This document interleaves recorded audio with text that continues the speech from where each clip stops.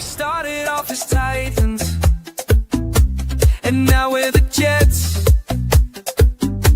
The start of every season always starts with the sweats. Vinny T, Brett Favre, Aaron Rodgers, what's the deal? Don't even try to tell me that the curse ain't real. We're coming for you, better run and hide. Snowball and Johnny Boys, Jets worldwide. Why, yeah, boy. Like and subscribe.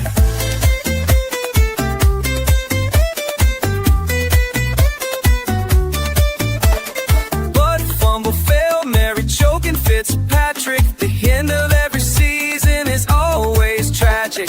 Doug Bryan missed, everybody got pissed. 2 Super Bowl seasons and with just one twist. 15 years without the playoffs, is Aaron Glenn legit? We're the freaking New York Jets, and we're built for this shit. We're coming for you, better run and hide. Snowball and Johnny Boys, Jets worldwide.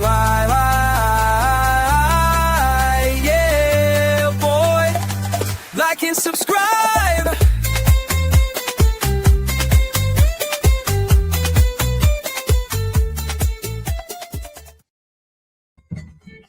Welcome. It is Friday night, a solo episode of Jets Worldwide.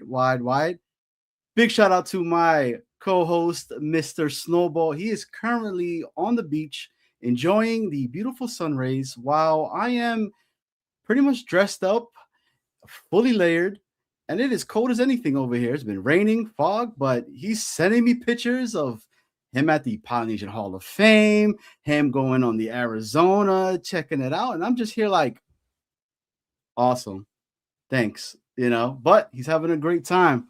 But guys, it is Jets Worldwide Friday night, and like I always say, it's Friday, you just got paid, but we got bills to pay. So with that being said, I am excited to bring on our special guest of the night. I have been watching them for a while. You guys know one of the persons already, but the other guy, I really enjoy how he breaks down the other sports that are out there too. I mean, we were talking about the Lindsey Vonn incident that occurred. We were talking about even some Giants conversation, so I won't say nothing about that, but you know what? Let's get into it. I'm excited to bring him onto the show. It's going to be awesome. So with that being said, let me talk to you guys a little bit about it because I don't know if you guys are ready, but I am ready. First off, the Manchild Show with Boyd Green Digital makes their premiere debut here with us. They've been covering New York sports for over 25 years. He's done television 6+ years. The Manchild Show with Boyd Green, it really brings you unfiltered sports thoughts, heated debates, insider scoops straight from 2 die-hard New York fans. And first, up to bat, let's go ahead and bring him on. The Manchild himself, our guy, Mr. The Manchild. Lurch, how are you? Welcome. Man. I got the lighting effects and everything here on a Friday night. Got myself a beer, baby. Let's do it. Friday night. I'm ready to kick. Well, and then I'm excited to have you on. But let's bring your guest on, your host on over here tonight with us, right? Oh, he's coming too, huh? We grew up around the same era. This probably got us suspended more than one time. I mean, consistent, right? It was something that you just had to do. And if you didn't do it, you weren't cool. But with that being said, your host of the Manchild Show himself, Paul Boyd Green Esden. BG.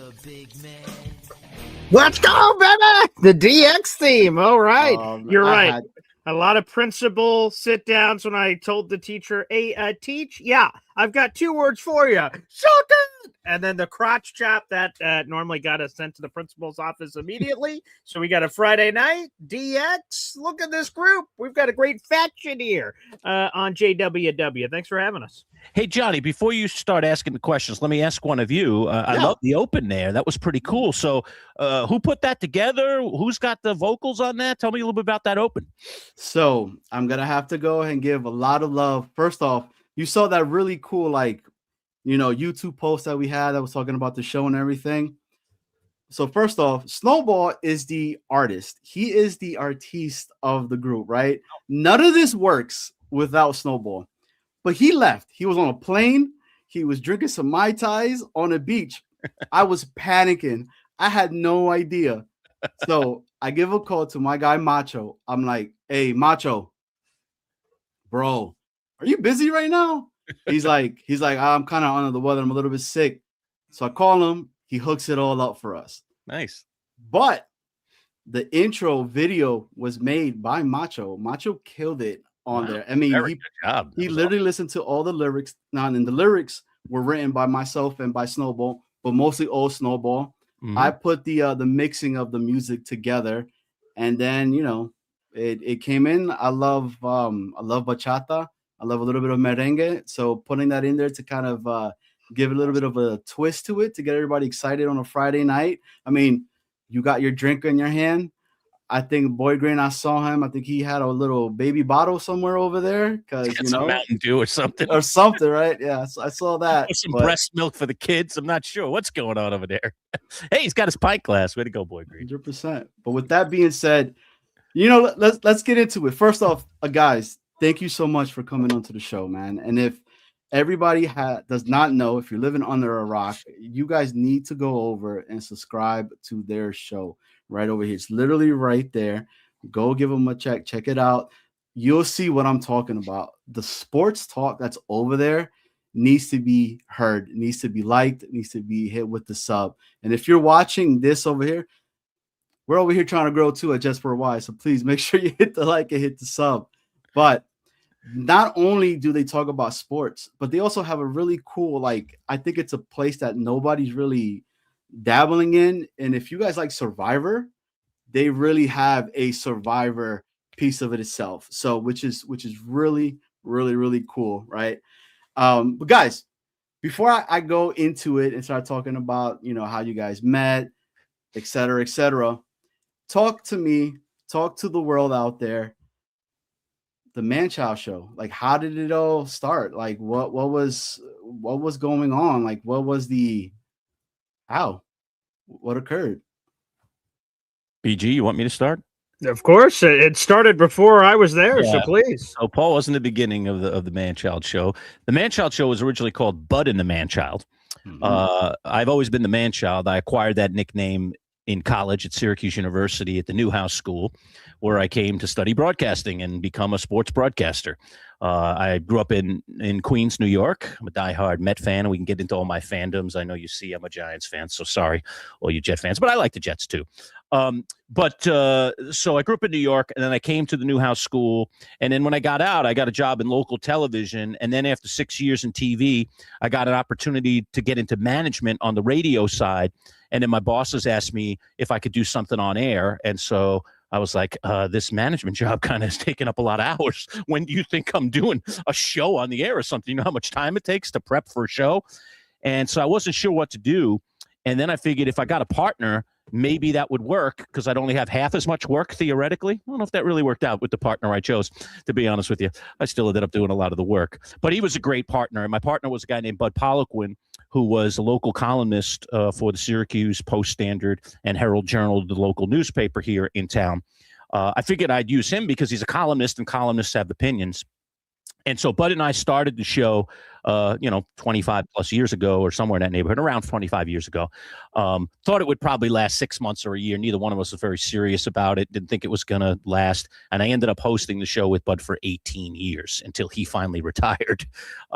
So that was kind of the genesis of it. So it was called Bud and the Manchild. Bud was obviously his first name, and Manchild, as I said, was my nickname that I acquired at college. And then Paul, in the meantime, towards the end of Bud's tenure, First, he was a student of mine at SUNY Oswego, where I'm a college professor and help journalism and broadcasting students. So he was in my class. Then he became my intern. Then he became our producer. And then when Bud finally retired, he'd hung around long enough, and I wasn't ready to hang him up. So I was like, oh, you want to do this, kid? You want to jump in with the old man here and host the show? And he was like, hell yeah. What do you think I've been waiting for? And so then Paul and I started working, and we've been working together almost 10 years at this point now. And now we've moved the radio show completely into the digital world. We've been here a little over 7 months. And, we're a nice little growing commodity at the moment, trying to really grow it into something meaningful. So BG, right? Yes, sir. Give me the details. Give me the like, was he yelling at you? Yeah. Was he going old school style, right? Like in Yeah. Catholic school with the rulers and just, Oh, sure. So, Yeah. I mean, let me know. First off, he's from Queens and he's rocking the blue and white over there. So how did you take to that when you were like, hey man, I'm a Jets fan. Like, what are we talking about?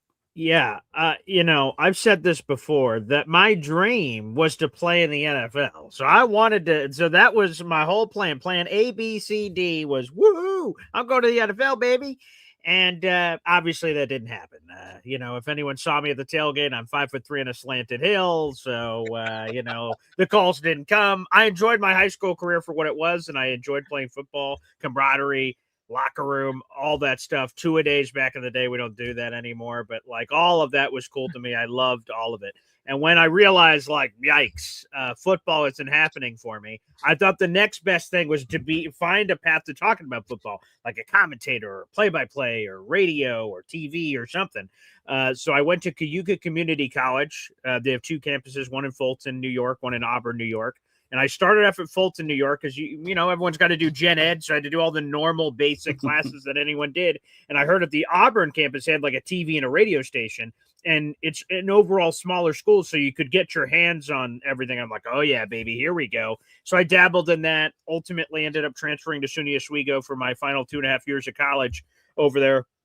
And that's when I got several classes with this guy, Jim the Manchild Lurch.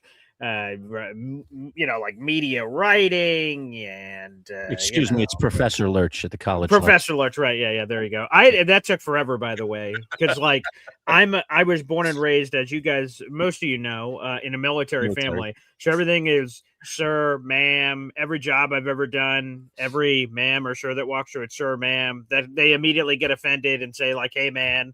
A sir's my father. And I'm like, I'm sorry, it's just sort of built in. So, yeah, so when he was Professor Lurch for like my entire 2.5 years of college, and then all of a sudden we were working together, whether as a subservient, as an intern producer, or until we were co-host, on the same level. Like I always called him Professor Lurch. So that took a long time to break up there. But yes, I just sort of pestered him. I took a sports broadcasting class. And there's TV, radio, there's all kinds of fun stuff that you do in that class. And I had overheard like, oh, wow, this guy does a radio show somewhere. And I said, oh, okay, radio. All right, that sounds like an in to me. And I pestered him about it for a little bit. And eventually he broke through. And I think and Lurch has told this story to his classes before. And he hasn't told it here, obviously. But one of the bits you do in a sports broadcasting class is a mock radio show. So 2 or 3 guys or girls get together, and then he lets you pick out a topic, and then you do a mock radio show. You pretend you're on a station, you do your bit, whatever it is, you do it like in 15, 20 minutes, take some callers, things of that nature.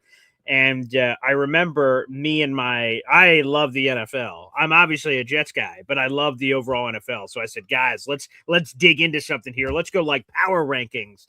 And I bit off way more than I could chew. Some students, right, they run out of time. They pick out a topic. They can't talk enough about it that they run out of time. We pick too much. I said, let's pick our top 5 teams and our bottom 5 teams. Think about that. 3 people, 30 possible combinations. That was stupid. We were dumb. We were idiots for doing that. So we went way over the time. It's supposed to be 15 minutes, John. Everybody gets 15 minutes. We do it live in class in front of the rest of the class.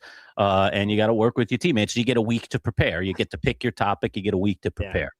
Yeah, and so I went way overboard on the time. We realized that immediately because, Lurch is to whoever the main host is, he's off camera. We're doing this live in a room, and he's giving like time cues. Up, there's 5 minutes left. There's this minutes left. And we immediately realized, like, geez, we got to call an audible at the line of scrimmage here. This is a disaster. We are not going to have enough time for everybody. So we sort of pivot and go crazy, and Lurch saw something in that radio rant room that I did with him and said, hey, radio internship? I did something, Johnny, that I rarely do, if I could jump in here for a second. Please. Yeah. I mean, as a college professor, I mean, there are many students that I come across that I see talent in. I'm like, wow, this guy's got talent. Wow, he's really sharp on TV. I could see this guy doing TV. I mean, I've been in the biz for a long time. I know talent when I see it. And so Paul was this quirky little guy with this quirky little voice and this kind of weird style that I had just kind of never experienced. And I did something I rarely do because, I might say, I'll give my students write-ups. Obviously, that it'll reflect their grade if they're doing good work. But I did something I rarely do. And I've probably done this 2 or 3 times in the 15 plus years now that I've been a college professor. I said, hey, Paul, come see me after class. And then I pulled him aside and I said, you do any talk radio? And he's like, no, you haven't done anything. You don't do anything for the student station or anything. No. I was like, well, you're pretty darn good at that. Like maybe you ought to think about it. You ought to think about maybe doing that. I think you kind of have some talent. You're kind of different and quirky, and I like it. I think an audience would like it. So if I was attracted to it, I figured other people would be attracted to it. So I just planted a seed. That was it. It was just a comment. But I don't usually do that with my students where I pull somebody out and point out to them that they might have talent, But it was an unusual thing that happens once in a while as a college professor. And obviously somehow it stuck with Paul. I don't know what kind of impression that left with him. You could ask him that question. I don't know. I definitely will. And first off, everybody that's watching, guys, thank you so much. You guys are watching Jets Worldwide, wide. Make sure you guys smash the like, hit the sub. We are going to take some calls a little bit later on. So we do want you guys to be here. It'll be awesome because we are going to get into some Jets conversations, some real Jets convo. There's a lot of stuff that's going on. Earlier, somebody had asked Boy Green, how do you do it every single day? I mean, look, the Jets have not been good for the past 10 years, but there's always something going on with them. But we'll get into that a little bit later on. I want to ask you guys this. Walk me through like the first time you guys met. Like, what were the circumstances? Did you have any idea that you would end up doing a show together? What was Boy Green wearing? Did he have any kind of hoop earrings? Did he have any kind of piercings on his nose? A lot of us would love to know this because, Lurch, I feel like you are the perfect individual to give us a uncut deep dive of what Boy Green was prior to being Boy Green. Yeah. Well, the only thing I could say about that, I mean, you got to remember how I met Paul was he was a student. So he just wanders into my class with 20 other people, all looking to get educated and take a course. So I don't really have a strong recollection of what he was wearing that day or what he looked like or anything. He was just another student in my class whose name I was trying to learn. So, I mean, first impression, at least in the classroom, wouldn't have gone far, but I'll fast forward it to when he approaches me and says he wants to come intern for me. And then the first day he shows up at the radio station. The first day he shows up at the radio station, he is literally head to toe in green. Jets shirt, Jets hat, Jets sneakers, Jets socks. I pretty much felt like he must have been wearing Jets underwear that day too. It was just so overwhelming. I was like, oh, so you like the Jets, huh? He's like, yeah, a bit. I was like, okay. And then every day he showed up for the internship several days a week. It was a different attire, but it was the same attire. It was all green, which obviously led to what is you see in quotes in the middle of his name there, Paul Boy Green Esden Jr. I used to nickname all the interns who worked for us after I got to know them a little bit, and then when they did sports flashes and sports updates, I let my interns come on the air and do stuff with us because I wanted them to truly get an experience, not just be getting me coffee. And so they would do sports flashes at the top of the hour. And Paul started doing those, and I was like, I got to come up with a nickname for this kid. And then it just happened. I was just like, Boy Green, come on. I mean, he's a little mite of a guy, and he's always wearing green. I mean, Boy Green makes total sense. So that was that. That's how he got the nickname. And again, this is pinch yourself stuff, right? So when he gives me the Boy Green nickname, I'm like, Boy Green. Like, again, the first thing I think of is like a rejected superhero. So I'm like, Boy Green, where's my cape? And I'm like, oh boy, that's terrible. And but eventually you just embrace it, because again, Lurch sort of told me the story that, you know, whenever you get handed a nickname by the Lord, you know, you don't give yourself a nickname. That's the rules. Is that, hey, you know, you're stuck with it forever. So I sort of embraced it. And again, it's crazy. This a pinch me. I should have like a poster or something from it. If you look, you know, and this is going to sound super egotistical, so if it does, it does. But like the Boy Green thing became a thing. The Jets invited me to their facilities. The New York Jets, the team that I love, the team that I care about and think about more often than I'd like to admit every day of my life, invited me, and I thought it was a spam email. I didn't think it was real, and I get an email from the New York Jets saying, hey, would you be interested in coming to our facilities for a documentary on you and other Jets Twitter people? And I'm like, what? At first I thought it was fake, but I'm like, oh, well, I better respond. And I went in that building, and we do these interviews talking about the Jets and all this other stuff. And they say, hey, we want to do some promo for the intro and stuff. Here, can you come up to our studios? And I'm like, what is going on? There's people with like the fake ice, like that is blowing in like a player introduction. And then it just goes like, Boy Green on this intro in a professional voice. And I'm just like, what?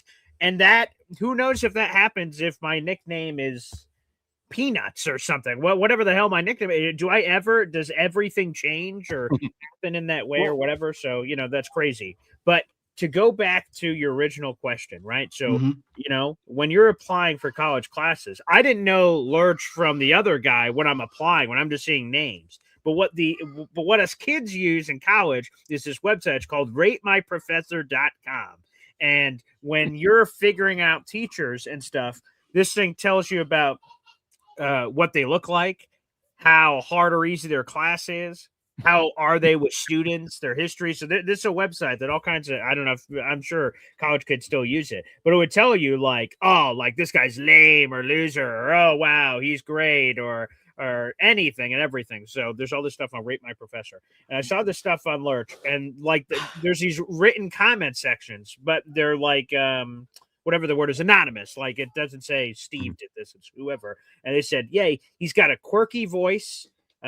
He's super passionate. He's super like, you know, he's into it. Like, you know, it's there's like a practicality. Like he's been in the field before. He's not just some book nerd in a library. It's broadcasting in 1922. What's the this and the that? So there's none of that. And I saw that and I said, oh wow, that sounds interesting. All right, I'm in. And I wanted to do, you know, something in this profession. I wasn't sure what it was.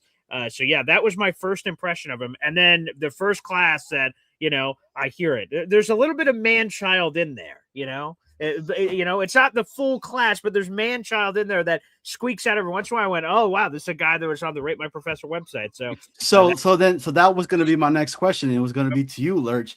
Like, how did your actual on-air nickname come from? Like, who gave it to you? And give me the full story behind it, because you kind of already broke it down how BG got his. I mean, how he got his nickname, right? It's BG, Boy Green. That's what we all know him as, right? I feel weird calling him Paul. So, like, when we were talking and you were like, oh, you know, myself and Paul known each other. I'm like, yeah, you know, who's Paul again? Like, exactly. Is that guy? Yeah. My nickname was given to me in college at Syracuse University.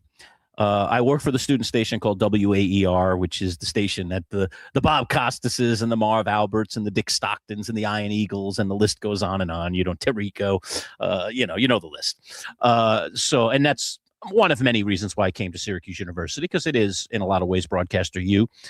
So having gotten into school, I actually wanted to go down south, to be honest with you. I didn't want to come to this nasty weather that I live in now. Georgia? All time. I was actually looking at North Carolina, Chapel Hill, Wake Forest. I looked at some schools in both California and in Florida. But to be honest with you, I visited a lot of those schools, and I also visited Syracuse. And after I visited the schools, it was very clear to me that Syracuse not only had a great program, but it had all the things outside of the classroom that were going to help me get into the career faster.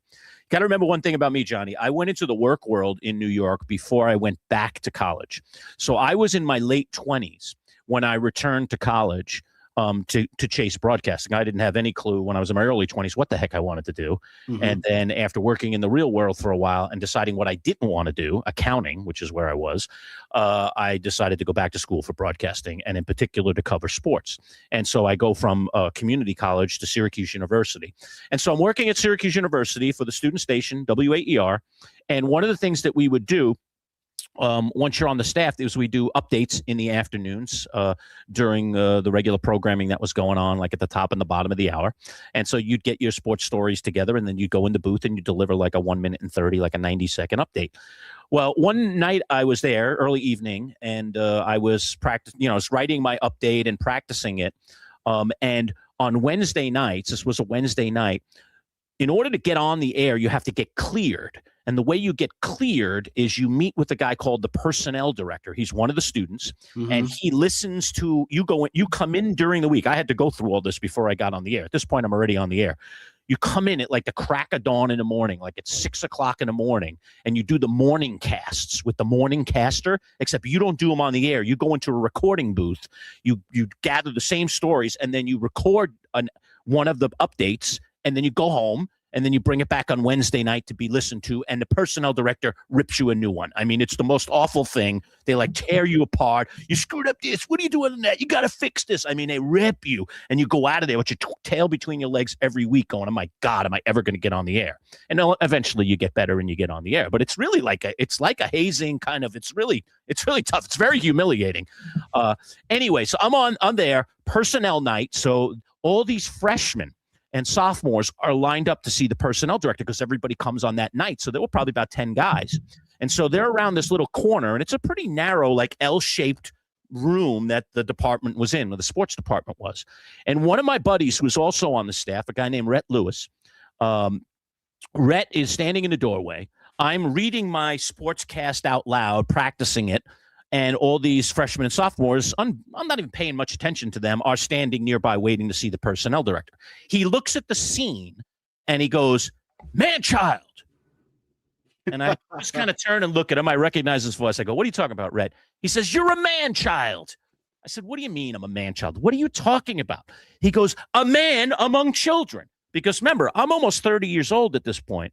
All right. And these are freshmen and sophomores. These are teenagers, late teenagers, And so he's looking at all these young faces, and then he's seeing me here doing my cast. And so he just calls me man-child. Well, okay. All right. Big deal. All right. A moment in time, right? The next day I show up to do casts again. And like other people that are already on the staff are like, "Hey, man-child. What's up, man-child?" And everyone just starts calling me man-child. I'm like, "Shut up. That's my name is Jim. Don't call me man." So first, of course, I'm resistant like anyone is to a nickname. And then eventually I just gave up. Everybody just started calling me man-child, and nobody called me Jim anymore. And that was it.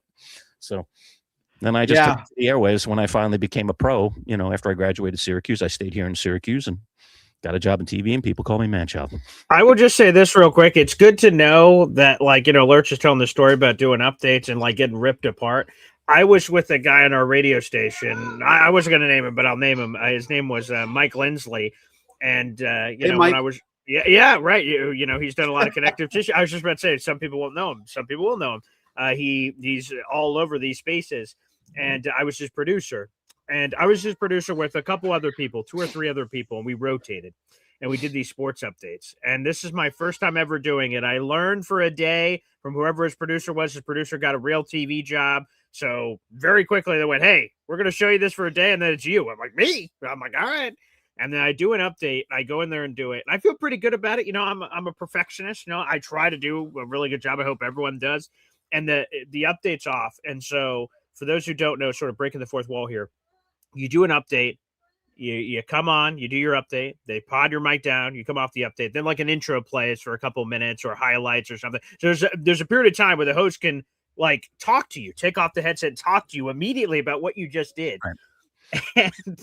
And I did that first one. I'm like, Woo! Way to go, Paul. Nice job, Paul. Way to go out there. And Mike takes off his headset and he turns to me. He says, "What the fuck was that?" And I go, at first I thought he's ribbing me. So I'm like, like good one. And then I see his face is very serious.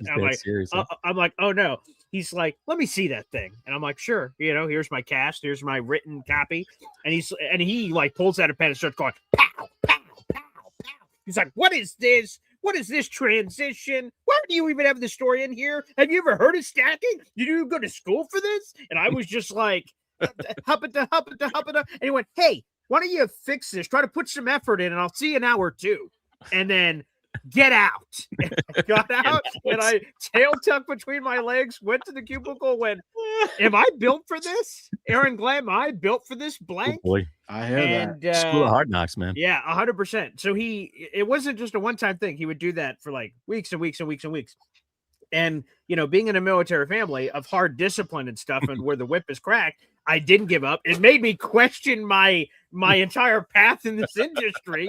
But, I feel like that tough love and everything got me better. So again, it's good to hear that once, other people have the same scars, they went through the same similar story. Yeah. That's good to hear. Yeah, I mean, but it's probably going to give you a whole bunch of like different types of scars, like you were saying right now, that when you guys were on the radio, because you're going to get it. People are going to say stuff. I mean, we see it all the time with the comments and people saying things and everything. And it's like, it doesn't do anything to any of us at all. Or it's funny as anything. But I want to ask you guys a couple of like 2 more questions before we start transitioning on over to the, of course, the New York Jets. I mean, it is a Jets podcast, and of course, yeah. I want to say to everybody in the chat and everybody that's watching, you guys are watching Jets worldwide, wide. Please make sure you guys hit the like and hit the sub button. And if you guys want to, and of course you should, and I think you need to, go over here as well. Show them some love too, because they are trying to grow as well. So subscribe to the @MC Show Digital. Again, subscribe to @MC Show Digital. All one word, right? I guess, in the @ sign. I don't know. It is. Yep. It wasn't. I didn't spell really well in school, but I want to ask you guys this. I like asking questions in the sense of like, if you could go back in time, right? So if you could go back and give your past selves some advice right after you met, what would it be about teaming up for the radio? Like, what would you tell yourself? And I'm gonna start this off with. I gotta go with Lurch. I gotta go with Lurch. So if I could give myself advice about me and Paul getting together to do radio, is that basically the question? Mm-hmm.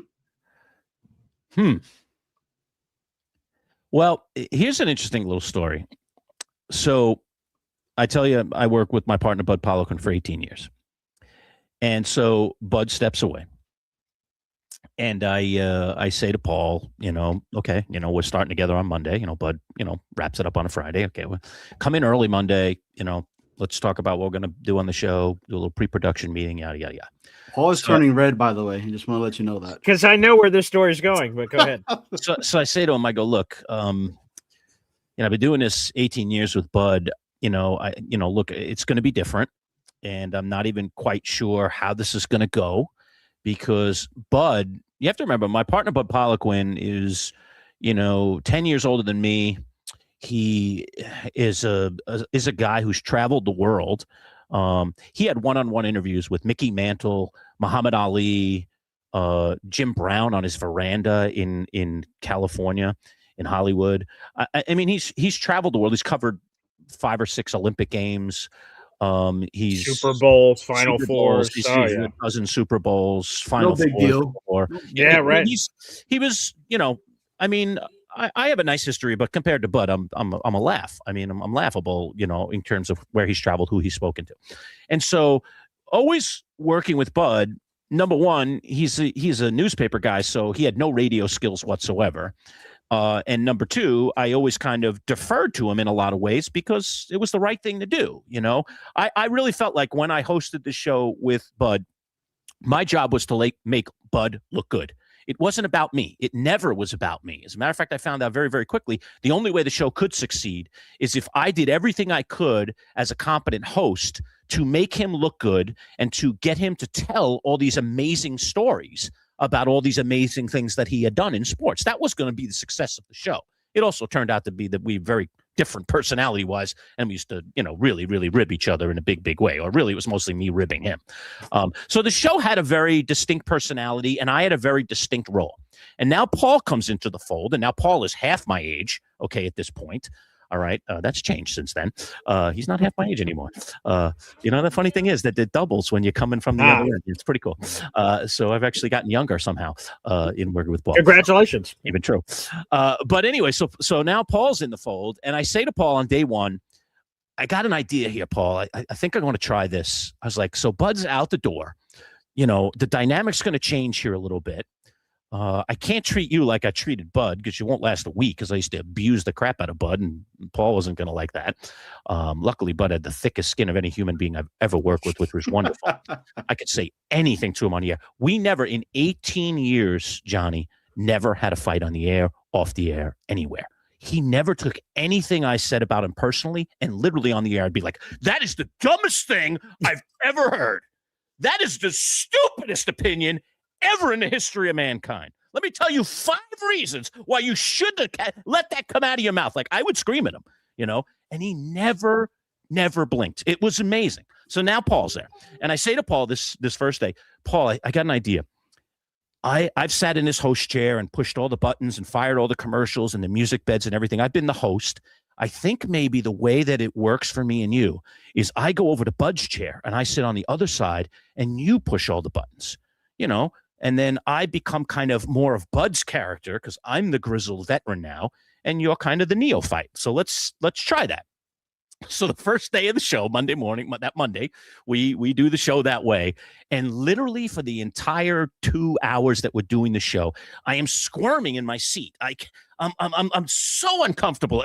It must have been written all over my face. I mean, I was out of sorts, just completely out of sorts. And finally the show ends. All right, everybody, we'll see you tomorrow. Same bat time, same bat channel. Get out of here, blah, blah, blah. I turn to Paul and I go, Paul, I'm really sorry. I can't do that. I can't last another day in that chair. I'm a host. I don't know how not to be a host. I don't know how not to be the person directing the traffic. I did it for so many years with Bud. I don't know how to do anything else. I'm sorry. Tomorrow, I'm back in that chair. We can't do that again. That was the most uncomfortable thing ever in my life. Paul, you can comment on it if you want. No, that's funny. When Johnny Boy, brought this up like advice or anything like what would I do? What do I do? That's exactly the story I was going to tell from my perspective. So it's hilarious. So I saw him in the chair, and again, the show ends. He just looks to me and says, "Never again." I'm like, "What? Never again."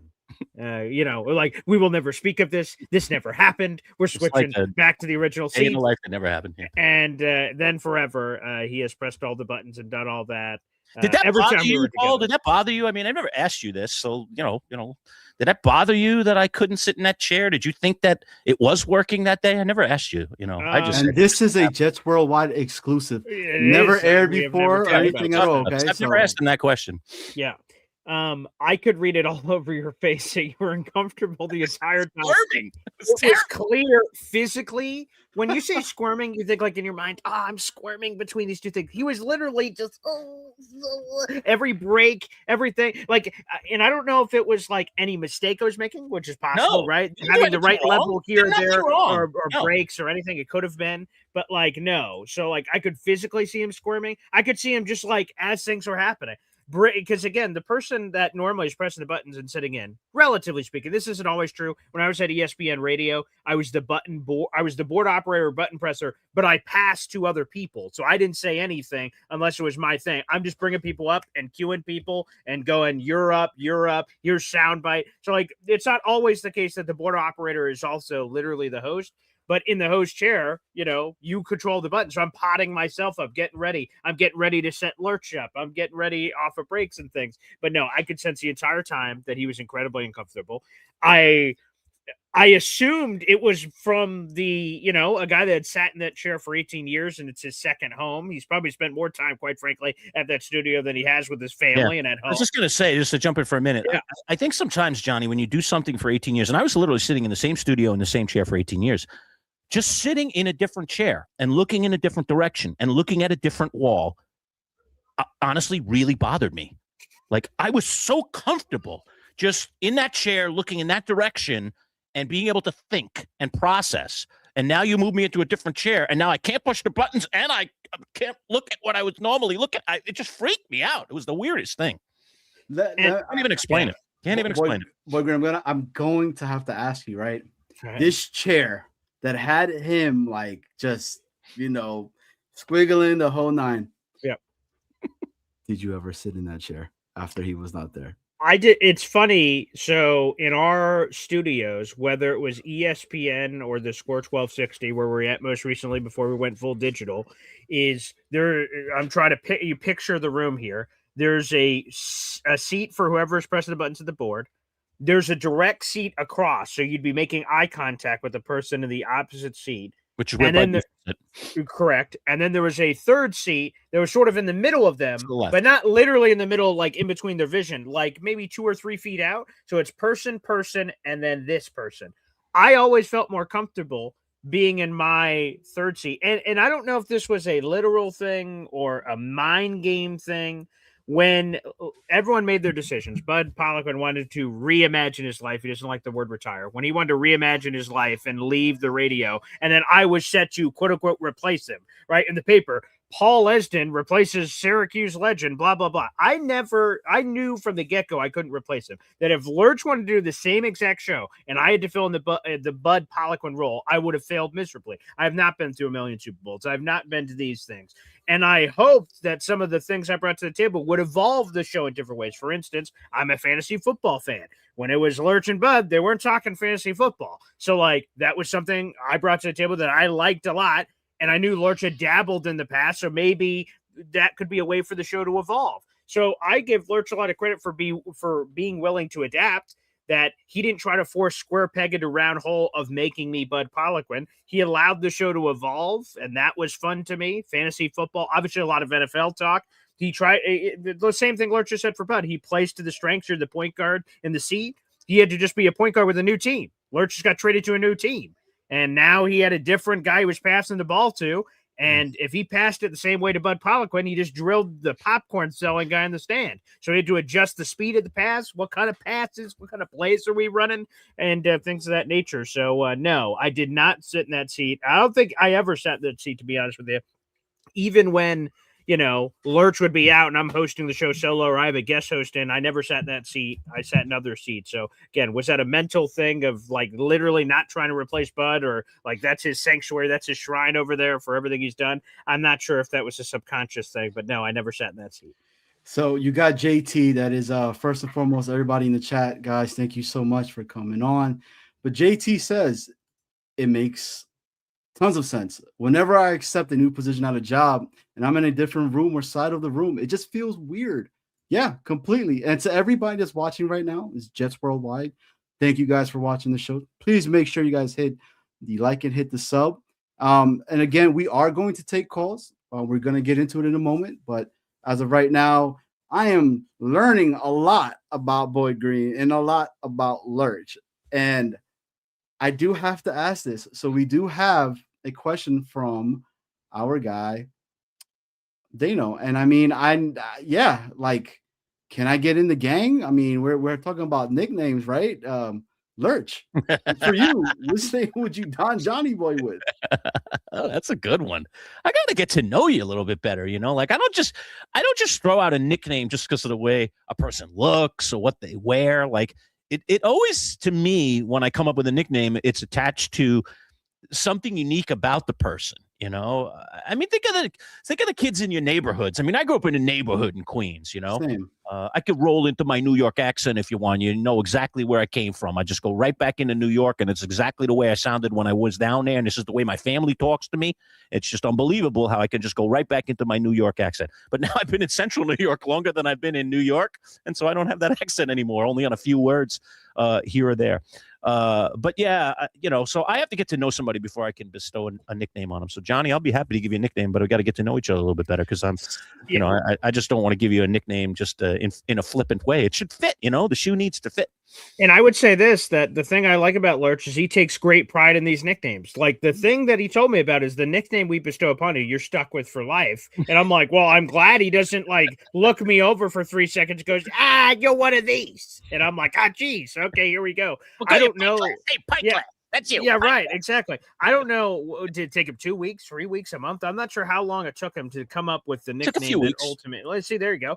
That he bestowed me. Now, I'll tell you, we've had, no intern is definitely watching the show. We've nicknamed interns before. There's Robot Rick out there in the universe. That's one I will never forget. We had I was with the show for like 11 years if you count the internship. 11 years, and then we've now gone into the digital space. And one of my made up titles I gave myself is like internship coordinator. We had hundreds of interns from 2015 through, I guess it technically is 2025, right? Because we retired or whatever in the last summer. So yeah, right. Yeah, reimagined a decade of that life, and we had hundreds of interns during that time. And man, I worked with interns every single day, 2 or 3 interns every single day. And oh my, we need a separate podcast that I can just go. We got to put it like on a membership level or something where I can just unload on internship stories because boy, do I got stories to tell on some of the people that came through. Well, my understanding on the 28th, I think if you are part of the Espresso Club itself, there will be some exclusive meeting that, you might have to give up some blood there, right? I don't know. You might do some weird stuff, but. Well, let me say this real quick, because Johnny, you were on that, of course, and thank you and Snowball for the support. I did create a new YouTube membership group, and I was it's the same way I just said, Lurch takes a lot of pride in coming up with nicknames. Something I take a lot of pride in and really think about things before I do it is like, if I ever charge money or attempt, like, people could say no, but like that I offer a thing that is worth money. To me, I really have to believe in it, and it really has to be something or I don't want to do it.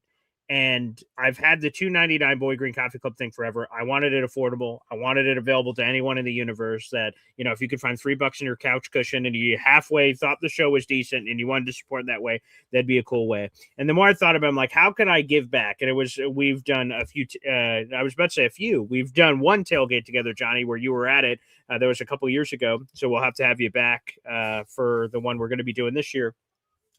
And that experience was awesome. We all went out to breakfast, Johnny Boy, after the Jets game the next day at a diner. We all just hung out and we broke bread and we talked Jets, we talked family. I said, man, can I bottle that up? And that's how the whole Espresso Club idea came. So on my YouTube channel, there are 2 membership levels: Boy Green Coffee Club, $2.99. And now, shout out to Terrence for coming up with the name. They, the people always come up with the names. They named it the Boy Green Espresso Club. And every month, at the end of the month, it'll be coming up on the 28th. So we're 8 days away. We're doing a private show that's only for the Espresso Club members, which we have just around 20 members in. And I had no idea how long that show was going to go. When my fiance came by the first time I decided to do it at the end of January, she said, how long's the show going to be? I'm like, no idea. Could be the longest show of all time or the shortest. 4.5 hours later, and we talked about crime drama. We talked about ranking callers that call into the show, ones that we love, hate. That was juicy. That was hilarious. Jet stuff. I mean, we just covered everything. And it lived beyond my expectations of whatever I thought that meeting was going to be. Was it just going to be me talking and people weren't going to want to call in? They just wanted to hit up the private comment section that only they can engage with. I thought maybe that's possible. And I'm just hosting a show. Maybe people would call in and then other people would see other people calling in. It's sort of a rave mentality. Well, they're calling in, I'm calling in, you're calling in. So yes, I'm glad T-Smooth is in here in the chat.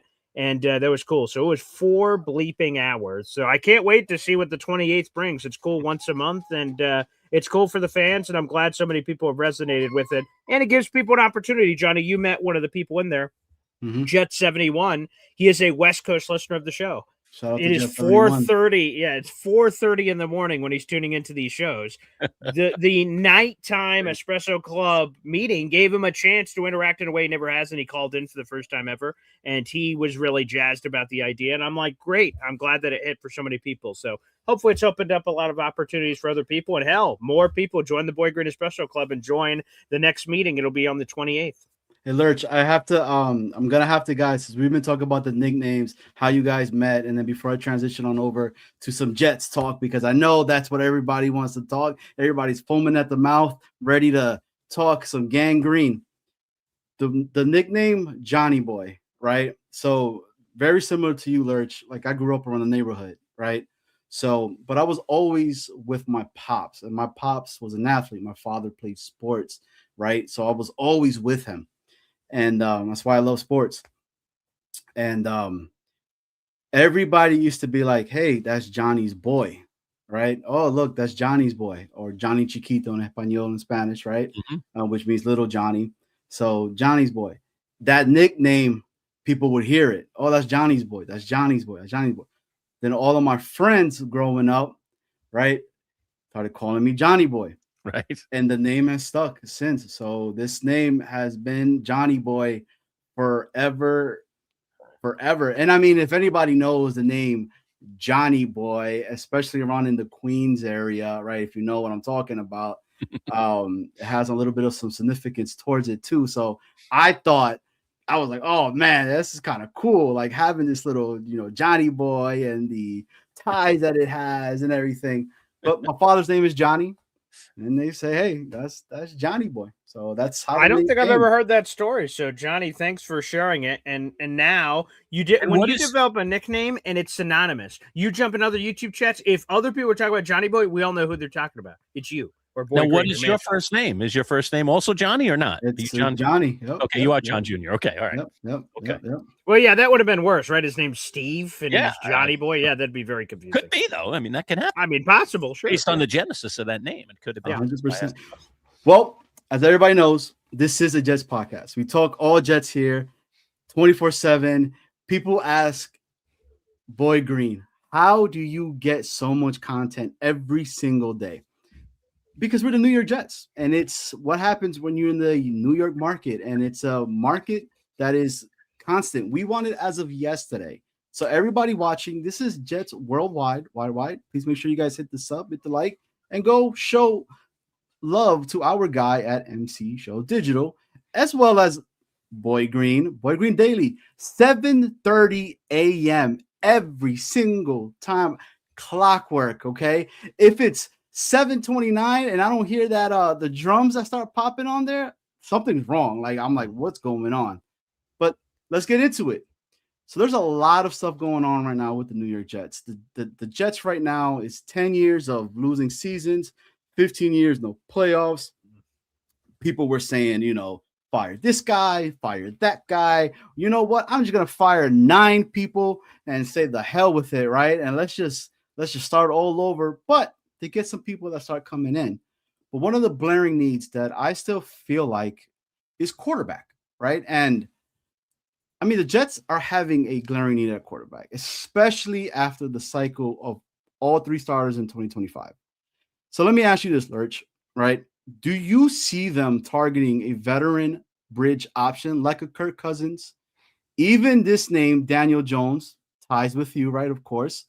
Malik Willis to potentially stabilize the entire solution that needs to happen with them. I mean, or is it drafting a rookie quarterback at their number 2 pick? What should we do? They have to do the bridge thing. I mean, whether they draft a quarterback in this draft, which obviously they should take a swing. Now, how early you want to take a swing really is the question.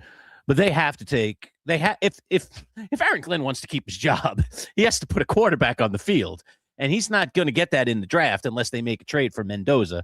So they have to, or a guy that's ready at least at this point. So they have to get a veteran guy. We've talked a lot about this, Paul and I, and taken a lot of questions on it over the last month or so. I keep jumping all over the place. Who is the best guy? To me, there's 2 options that I kind of like. the first option I like is Kirk Cousins. And I just like him because I just think he really showed something that he hasn't totally lost it at the end of last year. The Jets have a good offensive line, so I think they can protect him, and he can get the ball down the field. So if they draft another good receiver, perhaps, in this draft, and then they already have Garrett Wilson, and, they get their running back in order, they're going to keep Breece Hall, I would think, on the franchise tag, then he's going to have some weapons, and that's going to help move the offense, and maybe that offense is going to be really, really seriously better than it was last year with the hodgepodge of disaster that they tried to roll out there at quarterback last year. The other option would be Jacoby Brissett, just because of incredible familiarity with Frank Reich, and they get a guy that they could just plug into a system, and then he'd be the guy potentially to bridge. And I was actually, to be honest with you, really shocked at how well he played this past NFL season. I mean, I was like, Jacoby Brissett, really? And then I watched him play, and I was like, this guy can play. Wow, in the right system. Again, he showed incredible promise. So he'd be another potential bridge. So to me, I hope for the Jets it's one of those two guys, because I don't love the other options. Kyler Murray, I just don't know. I just don't think he cares about football enough. And I don't know. Some of the other options I don't love either. Well, I got Oscar that comes in and says to you, I mean, what about James Winston? I mean, Giants aren't going to part with him. You think he shakes free? No, I don't. And the Giants will keep him. They have him on a great contract, so he's definitely with them for at least another year. And if he proves to be a competent backup this coming year, then they'll probably try and keep him for another couple of years. And he seems to really like New York and like the Giants. So far, so good with Jameis. I love him as a backup. I'm glad the Giants finally went out and got a competent backup. BG, let me ask you this. I mean, you were kind of talking about it a few shows ago, right? And it was in regards of somebody was a New York Jet, right? It's a free agent right now. It's a pending free agent. But I want to talk about it with Tyrod Taylor as the current pending free agent.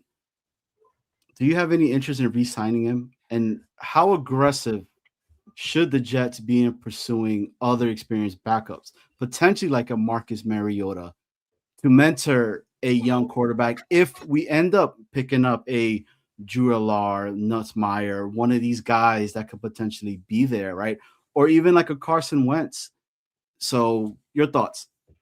Yeah, before I answer that, I just want to go to Lurch's point here. And I think this is going to be the disappointing thing, or a difficult thing to swallow, a difficult thing to speak to their priest about, is that people are going to throw out names like Jameis Winston. People are going to throw out names like Jacoby Brissett. People are going to throw out names of popular backup quarterbacks, say, yeah, baby, there's the solution. And then the other teams, the Giants, the Cardinals, are like, what? Why would I give up my backup quarterback that, look at the San Francisco 49ers, right? Brock Purdy gets hurt. They happen to have Mac Jones. If they didn't have Mac Jones, the 49ers don't make the playoffs.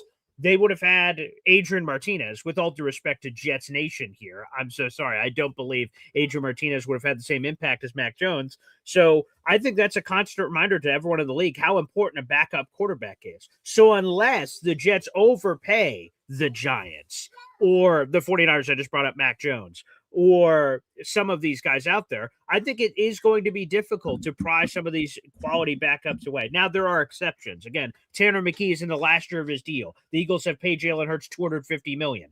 They are behooved to move Tanner McKee to someone as opposed to losing him for nothing. So like in that case, it's unique. The 49ers, every year, they think they can win the Super Bowl. So maybe even holding on to Mac Jones makes sense for them as opposed to a third-round pick. They're like, we're great. We probably don't need the third-round pick. We're good. So they may decide to keep him. So just to answer sort of that overall thing, I would agree with Lurch. I was going to jump right in. I would love Jameis Winston. He ain't available. He ain't coming. If he's available, the Giants are crazy. And especially the way that Jackson, with all due respect to Lurch, with how Jackson Dart has played with this reckless abandon, you need a quality backup because if he's a human battering ram out there, who are they going to go to? Tommy DeVito ain't there anymore. I don't even know who the QB3 is right now for the Giants. Russell Wilson's about to be a free agent, and that's sort of the point. So I think, unfortunately, that makes it even more. This is an offseason where there's not a lot of great quarterback names. No. That fun fact I just shared that Lurch was talking about with Winston is another reason it's going to be even more difficult to pry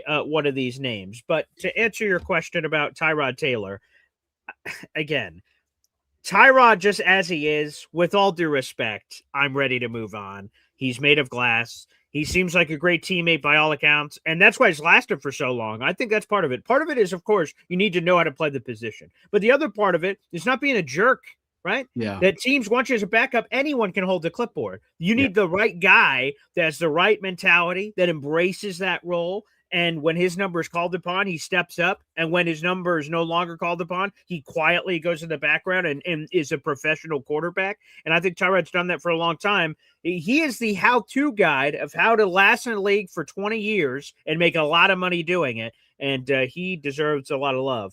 And so I don't want him back. The one part that makes me want him back, he joined Jake Asman at the Super Bowl, and Hit the heart. He did. The heart, the plucking of heartstrings, the thing that's going to get me is at the end of the interview, Jake turns to Tyrod and says, well, you're a free agent. Like, basically, do you want to come back? Great question by Jake. You have to ask that question of these free agents. Sometimes they say something, sometimes they don't. And Tyrod talked about, I've been a part of a turnaround before. He didn't mention the team, but he's talked about the Buffalo Bills, who had a 17-year playoff draft. He said, I was a part of one of those turnarounds, and I want to be a part of one again. And that, I'm like, oh, come on. The Jets are in a 15-year playoff draft. It's not even as long as the Bills, and he wants to be a part of this. I love when people want to be a part of something that's not so obvious that you should want to be a part of. So that plucks my heartstrings. So if they bring him back as a QB3 and he's battling it out with whoever is QB2, okay. If he is to be signed as the unquestioned QB2, for those reasons, I'm out. I just injuries, old, no sir. And I mean, Tyrod, man, like, or Tyrod, depending on how, you're feeling this morning, this afternoon, this night, whatever time you guys are watching this. Dude, he's loved out here in Virginia. He is loved out here in Virginia. He's doing so much right now for the University of Hampton. Every single moment I see, there's something being talked about him, right?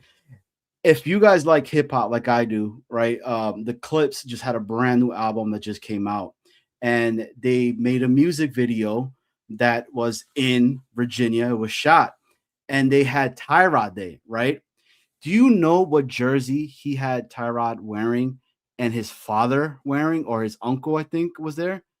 It was gangrene, New York Jets. He could have picked, like, maybe the Hampton Roads or Hampton Universities, like the Pirates, their jersey or something to that nature itself. No, he picked the New York Jets, man. So it's one of those where it's like, yeah, he plucks at those heartstrings, and you're just like, I would love for him to be in some capacity, right, doing something with the organization, with the New York Jets, so maybe an assistant to the quarterback coach or something like that he could still give you some of that knowledge, because you don't last this long in the NFL if you don't have it up here as well, so. But let me ask you this, Lurch. I want to ask you a little bit question in regards to the running back situation. Breece Hall is one of the Jets' top pending free agents. He's super dynamic. Should the Jets re-sign him to a multi-year deal, or are you looking at alternatives at the current moment, like your Travis Etienne Jr., your Kenneth Walker, your Najee Harris, if he ends up walking? And what does that say about Muji if he just lets him walk? Well, number one, they're not going to let him walk, because if they're going to do that, they would have traded him at the deadline. Although I think the offer was ridiculous, a fourth rounder. Come on, the guy was drafted in the second round, and he's even proven that he can be better than that given the right circumstances. I also like kind of his heart. He came back from a very, very serious injury and started to look like a guy who had that burst when he came into the league. So I still like him a lot. I think the Jets will absolutely, if they don't sign him to a deal, and I personally, if I were the Jets, I would. But I understand the circumstances they're in at the moment, without a quarterback, with a lot of other needs. But they have the upper hand here with the franchise tag, and so they have to give him one of the two tags for sure. If they don't sign him to the deal. So he's staying a Jet. They're not letting him go. The Jets have made mistakes in the past. They're not going to make a mistake on this guy. Thank goodness. Let me ask you this, right? So I'm offense, I think, for this draft. I think I've set myself, I think my mind is on offense, right? They're saying that probably the best offensive player in this draft is a running back, and it is Notre Dame's running back in Love, right? You saw the dynamic that occurred over there in Detroit. this might sound crazy, and I know it's going to be nuts, but I'm just putting out there because, I mean, part of being Johnny Boy is you just like saying some off the wall stuff that's going to get a lot of people wondering things. But get Love at 2, you tag Brees, see what happens, and you got a two-headed monster in the backfield. Is that something that could be talked about? And I mean, what would the New York media think of that? Like, does that excite you as a Jets fan to potentially have your two-headed monster in the back? Could you imagine Brees Hall, this kid Love in the back? Thoughts on that, Lurch? Well, the player, Love, is phenomenal. I've talked a little bit about the Giants should pick him at number 5 because I love Cam Scatterboo, but I don't really think he's ultimately a number 1 in the NFL. I just, I know he had a great season last year and he's got a lot of guts. I love him as a change-up guy and a different kind of guy. I don't like him as my number 1 starting guy, especially the way he runs. He's a lunatic. I mean, he's just not going to last. His body isn't big enough to run that way. So I love Jeremiah Love, but number 2 is too high. The Jets would have to trade down if they want to take Jeremiah Love because it's too much to do that. And they're going to keep Brees, so they have a running back. So they're just not in a position where they have to do that. And they have too many other needs. So, I mean, I love him as a player. And I know it's fun to dream about stuff like that, Johnny. I do that a lot where I'm like, yeah, I know we got a guy in that position, but why not have 2 guys? I like that. But in the NFL, it is so important to cover your bases in every position on the field because every position is so critical. It is the ultimate team sport. So as much as you can dream about Jeremiah Love, unless the Jets drop down in the draft, there's no way they're taking him. And I just feel like a lot of it right now is you could do that right now because a lot of this is really speculation until free agency comes by. I mean, the combine is, I think, next week, if I'm not mistaken, where, you're going to see a lot of these players there. There are going to be a lot of different positions that you're going to want to see, right? Who are some of the guys that are going to be in the later rounds that you could potentially pick up and take and kind of go from there? But I want to ask Boy Green, and I saved this question for Boy Green because he's been pretty vocal. Whoa. Is this a different topic? Oh, it's going to be a different topic. Oh, well, then park that. How can I not sink my teeth into this Brees Hall and Jeremiah Love thing? You were trying to ostracize me from the conversation. You're trying to throw me in another hallway here. I just feel like because when I talk about this next conversation, you might just say, for some reason, my internet's not working anymore. Oh, and it's just going to see a black screen out of nowhere. But well, I'll just say this real quick. I won't go too long, but I'll just say this. Again, in Madden, Jeremiah Love and Brees Hall, I mean, that sounds freaking crazy cool. That sounds like a lot of fun. Come on. Jeremiah Love is a human highlight reel. And Brees Hall, admittingly, I've gone back and forth on. On one hand, I see the mopiness. I see the social media activity of tweeting things out, deleting them. And he's just, I don't want to sound like an old man on the porch because, hey, so I use social media all the time for my jobs and all my social media I have to do for all the different things I'm a part of. So, every player is allowed to do whatever social media they want to do. That's up to them. But that's all sort of part of the package. And I just feel like resource allocation is very important. And to invest a franchise tag minimum, Brees Hall, which would make him a top 5 highest paid running back, at least for this season. Mm-hmm. Jeremiah Love, you're either taking him at 2 or let's go to Lurch's point, right? You're able to trade back a little bit, but still get him. So let's call him a top 10 pick to be safe. He's somewhere there in the top 10. A top 10 pick, and you have a top 5 highest paid running back in football. That's bold. Now, the reason why it's even remotely possible is that Aaron Glenn wants to pound the football. He said you'll see our identity on the football field when we see it. And I watched all 17 games last year. I have no idea what the hell the identity was supposed to be. But if that was what he wanted the identity to be, getting Jeremiah Love and Brees Hall in theory on paper would make a lot of sense. I just think it's sort of nuts. I think it's one or the other.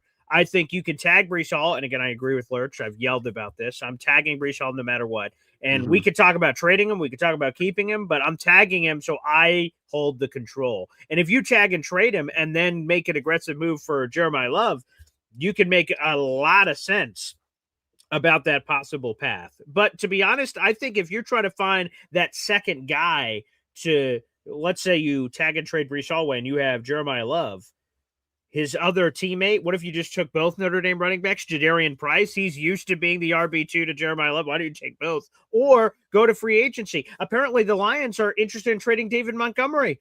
Aaron Glenn is quite familiar with David Montgomery. What about that? He's literally the smash and dash to either Brees or if it's Jeremiah Love. So I think there's going to be plenty of running back options out there to pair with either Brees or potentially Jeremiah Love.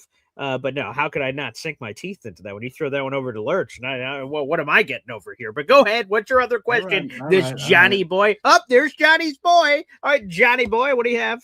So let me ask you this, right? Garrett Wilson. Let's get into this conversation, right? Okay. There's a big thing going on right now where people are saying, hey, Garrett Wilson's on the trade block, and they're going to give you a sauce type of package again, right? 2 1s and another player.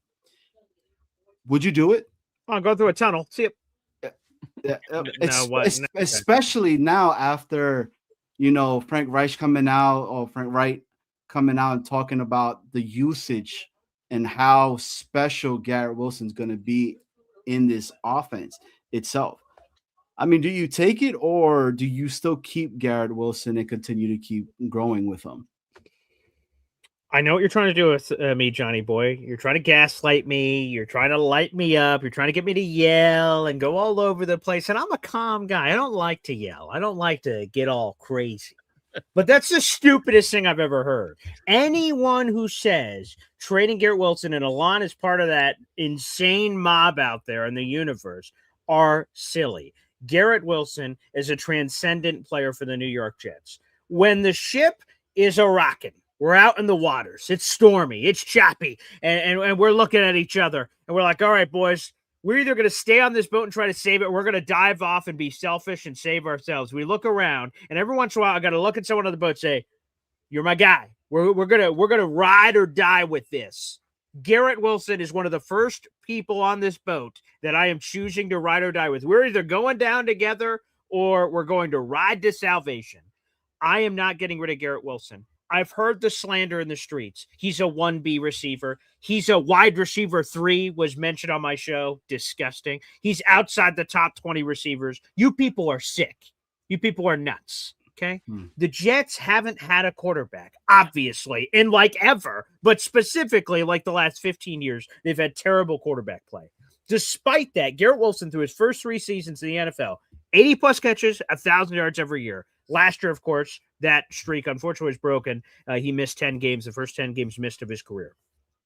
If you get Garrett Wilson a competent quarterback, which, by the way, I believe could happen this offseason, all these options were all like, oh, Derek Carr, Kirk Cousins, this guy. It's not great, but quite frankly, it's a significant upgrade over Brady Cook. So there is a chance if you get the right veteran quarterback in here that he can let Garrett Wilson eat, and we could see Garrett Wilson this way. I was excited to read Dan Pompei's piece for The Athletic. He did a sit-down interview with Frank Reich. Frank Reich is drooling over how he's going to use Garrett Wilson at the X, the Z, the F, all over the formation to get him open. I think Garrett Wilson would be Jamar Chase. He would be Justin Jefferson if he had better quarterback play. He doesn't. So it is what it is. So you have to judge him for what he's been able to deliver, but you can't just trade everyone. At a certain point, draft picks or lottery picks. You want me to throw a couple of names out there? Someone's like, ooh, 5 first-round picks in the next 2 years. Have you heard of Darren Lee? Have you heard of Louisville slugger Calvin Pryor? Have you heard of Kyle Wilson? Have you heard of, Vernon Golston, for God's sakes? So sure, let's go Giants, right? Eric Flowers, Evan Neal. Okay. Darius Stewart. Yeah, you remember that he was a third round. 2017 class that came out? Sure. Right? Yeah, sure. That was a 3rd round pick, but that's what I'm saying though. Like 1st round pick to us right now. Ooh, that's a mystery box. It could be anything. Like it could be a halfway decent player, and it also could be trash. It could be nothing. It could be zip and pip. Garrett Wilson, I know what he is. You want to know what he is? He's the most productive Jets wide receiver in history. There's never been a receiver that's put up as much production as Garrett Wilson has through his first 3 seasons. Obviously, now he's heading into year 5 because he just completed year 4 last year. In history, the Jets have been. It's your song. We started at the Titans, so we go to the Jets. That whole song, 1960, 1962 with their Titans, and they became the Jets in 1963, and they've been the godforsaken Jets for all this time. Since the birth of this franchise, Garrett Wilson has put up more numbers than anyone else in history. So to me, that's a guy I want to keep. I will die on that hill. So be it. If I'm Jon Snow and I'm pulling out the sword against the entire army coming my way, so be it. I will start slitting throats and cutting people down like nobody's business. Garrett Wilson is the man, and I'm not trading him for anything. I don't give a flying hoot what the trade package is. I heard the Bills, apparently, Benjamin Albright, NFL information broker, he joined me on the show post-deadline, and he told me, hey, did you know the Buffalo Bills called the Jets at the trade deadline? And I said, how disrespectful that the Bills called us and said, hey, is that Garrett Wilson guy available? By the way, if he is available, he sure as hell ain't going to you. Are you kidding me? I can't believe the Bills made that call. That makes me infuriated. Let me ask you this, right? Those numbers that you're talking about that Garrett Wilson broke and et cetera, et cetera. Yeah. Those numbers, right?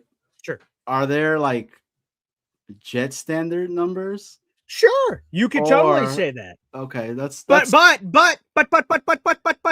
two things can be true, Johnny boy. Okay, let's hit him with that quick backpedal. But those Jets numbers, like, yeah, they're good, but are they good league wide? How about this? There have been 5 receivers in NFL history, 5 that have started their first 3 years with 80 catches and over 1,000 yards. 5 in history. Yeah, that's a pretty small fraternity. Let's see the names of that list. Oh yeah, Justin Jefferson. Okay. Odell Beckham Jr. with Lurch's Giants. He made the list. Michael Thomas Jr. of the New Orleans Saints. Jamar Chase and Garrett Wilson. That's the list. Are those just Jet numbers, Johnny boy? I should play devil's advocate over there? Hell no. That's elite NFL franchise number. Garrett Wilson is quarterback proof. He has shown that he is a floor, even if he has crappy quarterbacks. What I and every Jet fan wants to know, I hope that me and you, Johnny boy, aren't at a bar in 20 years ago. If that Garrett Wilson guy would have had a quarterback. If we're saying that, geez, Alou. I don't want to know what the last 20 years were. I hope that we're having, thank God, another brewski for me and Johnny boy. I can't believe they finally got that quarterback for him in year 5.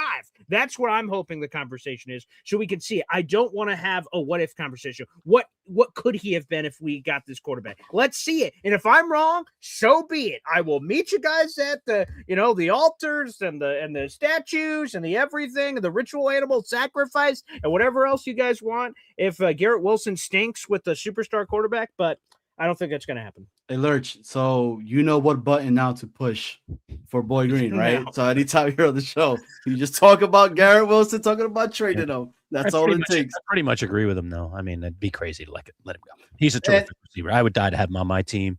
He's a very good player. He's been with the tools around him and the quarterback situation around him. It's remarkable he's actually put up the numbers he's put up, and he deserves to have a good quarterback. And hopefully the Jets figure that out. He's a terrific player. I wouldn't let him go for anything. No way. So let me ask you this then, Lurch. Right, the defense itself right now. I mean, edge rusher, defensive line. I mean, you can name pretty much any hole that you would like right now in the defensive line. But I'm going to talk a little bit about this, okay? This one sucks to talk about. But the Jets defense pretty much ranked dead last in takeaways, which they did. They need help in pass rush. Would a Trey Hendrickson or a Khalil Mack be ideal fits for Aaron Glenn's scheme, which I really don't know what his scheme is yet. I'm trying to figure out what the scheme is going to be. Or should they look at younger options, right? You got Jalen Phillips from Philadelphia, if I'm not mistaken. It's a free agent right now. And the kid from the Chargers, Adefe Awi, to potentially build long-term. They are guys that fit the Trey Hendrickson type of mold that will give those rotational pieces for you. Do you think we should go younger or get a guy that's proven like a Trey Hendrickson? Well, what distresses me about the Jets is that when Robert Saleh took over the team, how many years ago is that, BG? 2021. 2021. That's just 5 years ago. I was like, wow, this team is really putting a good defense together, man. They're starting to really look good. The Jets are going to be tough on that side of the ball, man. If they get it together on the other side, look out. This team actually might be a team worth watching every week. And it's amazing to be just 5 years down the road, and it's like every position is a position of need. And you're asking me this very question about what should I do? I need him here, need a guy over there, need a guy over here. That's the mind-boggling thing about it to me. I actually like the idea of someone like a Khalil Mack or a Trey Hendrickson. Now, I don't know. Hendrickson's going to cost. You could probably get Mack cheaper, and a lot of people think, okay, he is on the back end. There's no question, but he's still a very productive player. And the Jets do need, by the way, some veteran leaders to be around these young guys that they're going to draft. And I would expect in these first 4 picks of the NFL draft, if they don't end up wasting any of them on a quarterback, which is possible, all right, that they really focus on defense, that 3, if not all 4 of those picks could potentially be defensive guys. And so now you've got this young defensive core, if you've chosen wisely, and you definitely need somebody to kind of lead them and to be the guy that teaches them how to be a pro and so on and so forth. So Khalil Mack would be a really interesting guy with the Jets. And I don't think he'd be like crazy money kind of thing. Hendrickson's going to desire some big bucks. So I don't know if the Jets are ready for that right now, considering, again, all the things that they have to do. But Boy Green knows, I mean, they have more cap space than just about anybody. So they do have the money if they want to spend it. Let's channel the movie El Dorado, where they look at each other. Both. I would like old and new. The Jets have the number 2 overall pick in the 2026 NFL draft. Matt Miller joined the Jets' brand new draft show. It's called Onboarding, very on brand for a plane and Jets and all that. Great new Jets draft show. And Matt Miller told Eric Allen, Jets senior reporter, that he believes at this point the number 2 overall pick is down to 3 players in no particular order. Ohio State's Arvell Reese, Texas Tech's David Bailey, or you have Reuben Bain out of Miami. And it's going to be one of those 3. And Matt Miller said the fun thing for Jet fans trying to figure out which of those 3 is the guy, because there are different flavors of pass rusher of trying to figure out what it is. So it seems like we're getting one right there unless there's a trade, and there doesn't seem to be an immediate screaming of a trade. Unless Fernando's on the board, the Jets would take them themselves. So there doesn't seem to be a player that's going to command this crazy interest to move up and give up crazy assets. So you're going to get one of those front 7 guys there. And then you go to free agency, and you mentioned the flavors. I just wrote a piece about it earlier this evening about the good news for Jet fans ahead of free agency is that the strongest positional unit that's set to be available in free agency, according to Ben Solak of ESPN, is pass rusher. And there are Trey Hendricksons, there's Khalil Mack, there's older guys, there's younger guys. Odafe Owe, who's the former Baltimore Raven that was traded to the LA Chargers. He's a young guy. What about Jalen Phillips? He was traded at the deadline. Former Miami Dolphin, now Philadelphia Eagle. Maybe he enters the mix for the New York Jets. What if he goes super young? Give me this guy, Arnold Ebiketie, who got buried on the Atlanta Falcons depth chart a couple of years ago. Now, maybe with their current James Pierce situation, which that's a different show for a different time with his off-the-field concerns. Maybe Arnold Ebiketie ends up staying there in Atlanta. So there are young, there are veteran. If I'm the Jets, I probably try to get a guy that I think has that floor of a pass rusher that can add it. Everyone knows the stat. Jets are getting dunked on everywhere. Oh, they didn't have a pick last year. First team in NFL history without a pick. I love it when Jets are making history every year that people can make fun of us for on every national television show. Thanks, Jets. But I think the sneaky hidden stat with that is that the Jets were 31st in sack production last year. They had 26 sacks. That was 31st in the league. No pass rush means quarterbacks have all day to throw back there. Well, of course they didn't throw picks. They were just la, la, la, la, la. Oh, that guy looks open. La, la, la, la. Oh, maybe this guy. So to have a pass rush, the quarterback's internal clock speeds up. Oh, my God, I got to get rid of this ball. Bad pass, corner's like, sweet, thanks, intercepted, and you go to the house. So I think pass rush is the number 1 need for the New York Jets this offseason. Normally when you're at a party, as we saw in Seinfeld, a lot of people are not a fan of the double dip on the chip. Again, not normally an advocate for the double dip, but in this particular case of pass rush, I do a little dip on the draft, a little dip in free agency, maybe some trade action, maybe the rare triple dip. Trip dip could happen there. That could be possible. Listen, Timmy, if I want to dip twice, I will. I love that. That's a great scene. Great scene.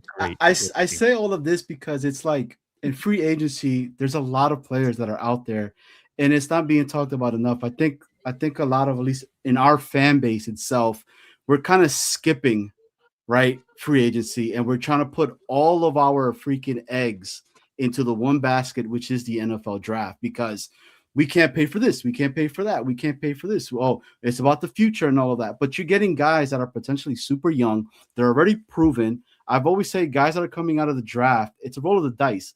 You do not know what happened, because for some reason, I feel like a lot of the players that we've drafted within in the first round itself have not been good for us. So if you got a proven player, let's name some players out there. You got your Quay Walker, right? If you want to go safety, you got a Reed Blankenship out there. The kid Kobe Bryant. I mean, you got a N'Kobe Dean. You got a Devin Lloyd. We could keep going. We named already, right? Some of the other players. I mean, the Phillips conversation. What? So there's a lot that's out there, and it's just not being talked about. Let's talk about corner, right? If you want to go to corner, you could potentially look at an Asante Samuel because he looked okay when he started for the Steelers. I think those last 5 games, if I'm not mistaken, and everybody was worried about that. He's a free agent who's out there. You got your Reek Woolen, right? What? At one point, everybody was between Sauce and him, and if anything, if I see Aaron Glenn pick up a safety, I'm trusting that pick, right? Sure. Because look what he did with Stevens.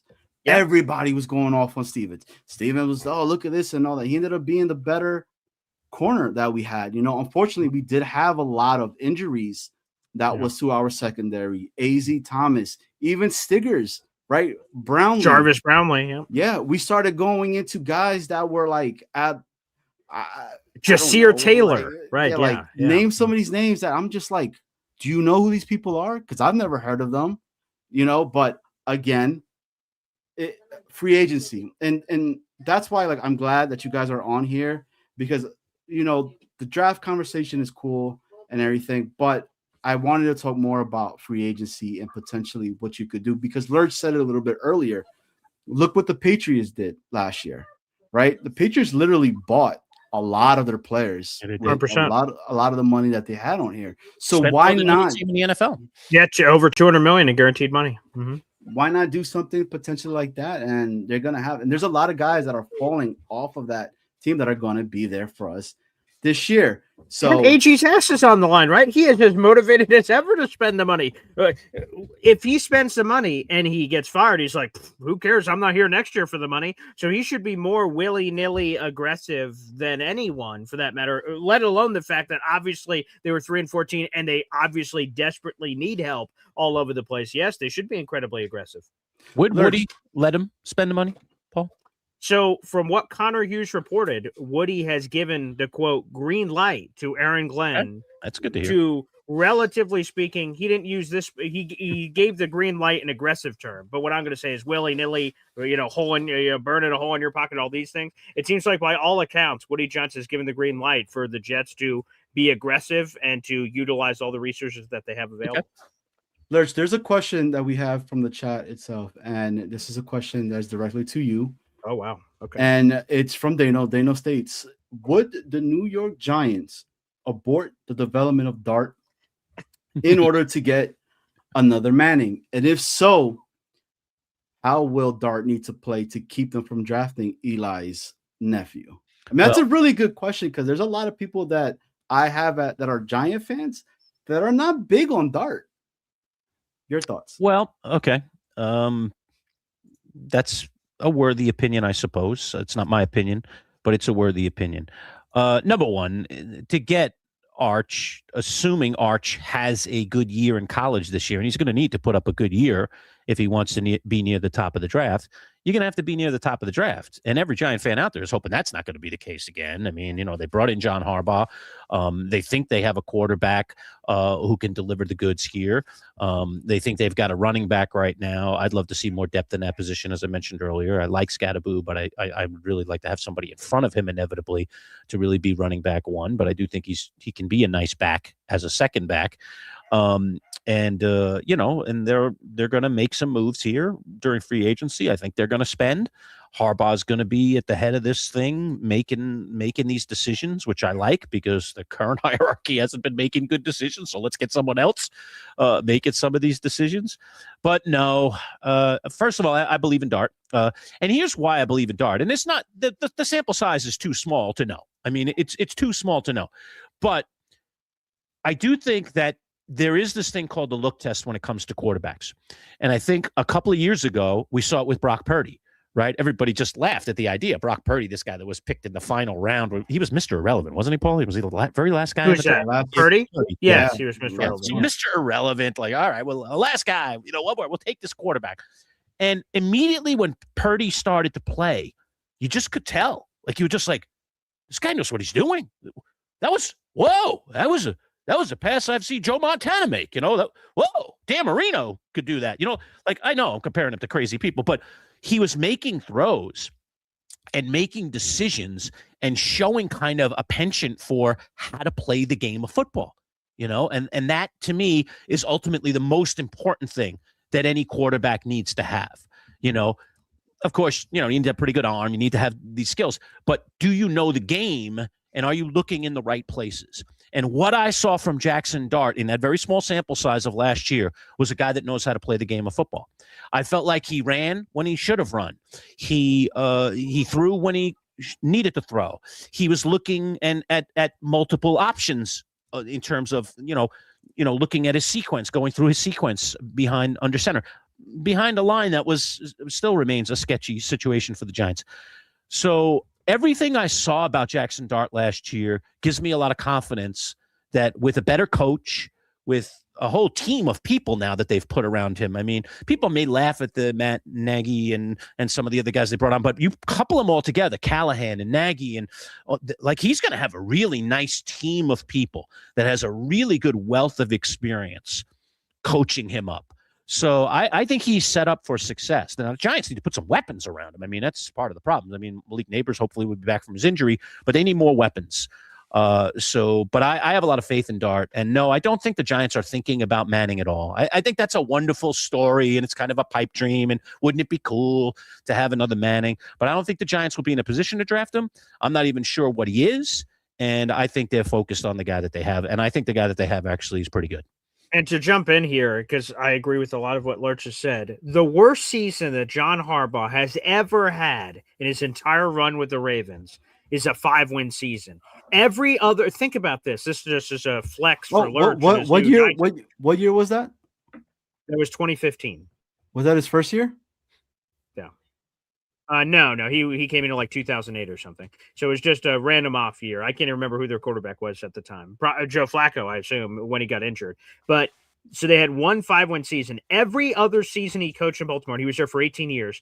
He had at least 8 wins. Think about that. 17 of his 18 years in Baltimore as a head coach, he had at minimum 8 wins, if not more. And the more is 9-win seasons, 10-win seasons, 11-win seasons, 12-win seasons, 13-win season, and yes, even a 14-win season.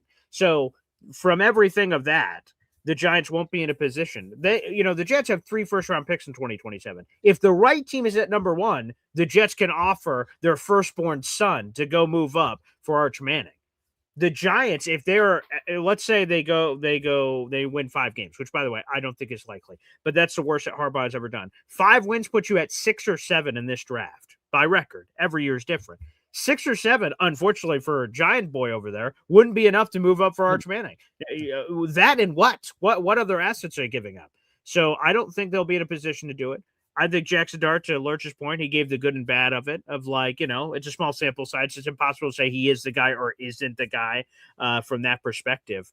But I think there's a lot of upside. The Giant fans should be excited. I'm not going to be Jelly Nelly over here over not getting Harbaugh for ourselves. Him as a Giants fan, he should feel elated with that acquisition. But I don't think Arch Manning is realistic for the Giants, because if he plays the way he did at the end of the season, again, the beginning of the season, Arch Manning was super questionable. The final 3, 4, 5 games of Arch Manning, you're like, what? Oh, there it is. There it is. If he plays like that this season, which again, that's a massive leap to make, man, he's going to be the number 1 pick.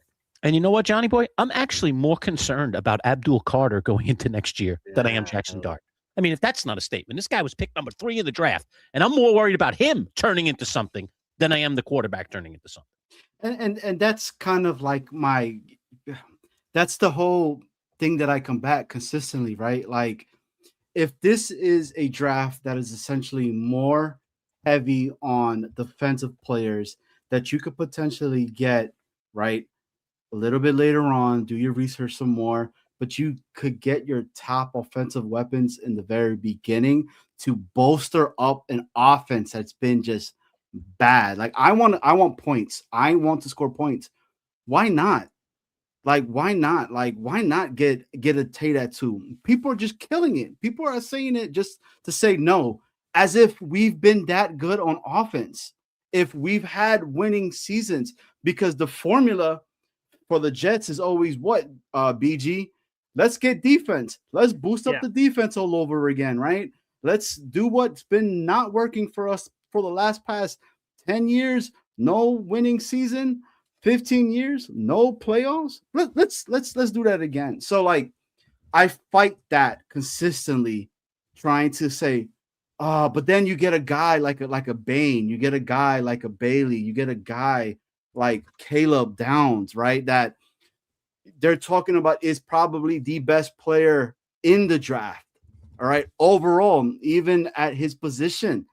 But we're saying don't get him at 2 because he's a safety and he would be crazy. I understand maybe because of the money and nobody's ever done something like that, but we need players here. We need guys that are dogs, okay? And that's what you want, at least in my eyes. Everybody that's watching, first and foremost, thank you guys so much. You guys are watching Jets Worldwide, wide. Make sure you guys hit the like button, hit the sub. Go check out my guy at the MC Show Digital. Again, that is at MC Show Digital. And our guy Boy Green Daily, 7:30 a.m. every single day. I don't know. It's crazy. But guys, I'm going to ask you guys this. Hey, can I do a real quick thing? I'm always humbled when people decide to do this. Shout out to Macho Talk Sports. He just joined the Boy Green Espresso Club, baby. So thank you, Macho. That's 5 bonus raffle tickets to the contest this month. And every month you remain a member, you get 5 bonus raffle tickets to the contest. So Macho, apparently me, Johnny Boy, will see you at the Espresso Club meeting in about 8 days. So Macho, thank you very much. And thank you guys for continuing to support the Espresso Club. That's very cool. So what are you guys' thoughts on taking some calls today? Are you guys good? I mean, phone a friend option. That's a lifeline. Yeah, on a game show. Sure. Let's do that. I always enjoy this guy's take. He's always here. I think there's a running narrative today of showing the guns, the bicep. I mean, we had it with Carl in the morning today, and then now tonight, right? We got our guy James coming in to let us talk. Bro, Johnny, bro, I promise you, I'm not sure. I'll throw on a sweatshirt, bro. I just got home. I'm not showing. Okay, nice. Yeah. All right. BG, stop the shit, bro. I'm not showing anything, brother. But anyway, James, thank you so much for coming on, man. Thank you for waiting, dude. I know you were there, and I saw some of the takes, and you were like, "What are you guys talking about?" Like, it was awesome. So, talk to us. Yeah, thanks, James, and the Pythons. Appreciate you both joining us. DG, I'm never gonna call into your show again without like a pullover now. Oh, a parka. Right? Nice. A parka. A parka. Yellow one. A green one that says JE and TS on the other side. Okay, good color choice. Yeah. All right. So, I as far as the draft goes, I think second. It's unanimous. It seems that we have to go with Orville Reese. I mean, is that me? Is that is he going to be? I'm worried he's going to be not an Abdul Carter because I think he's way more. He's bigger. He could play the will. He's not just an edge rusher. But I get weary of these guys. I do, and David Bailey, to me, I know what he's going to do. He's going to go forward. And he's going to knock guys off the ball.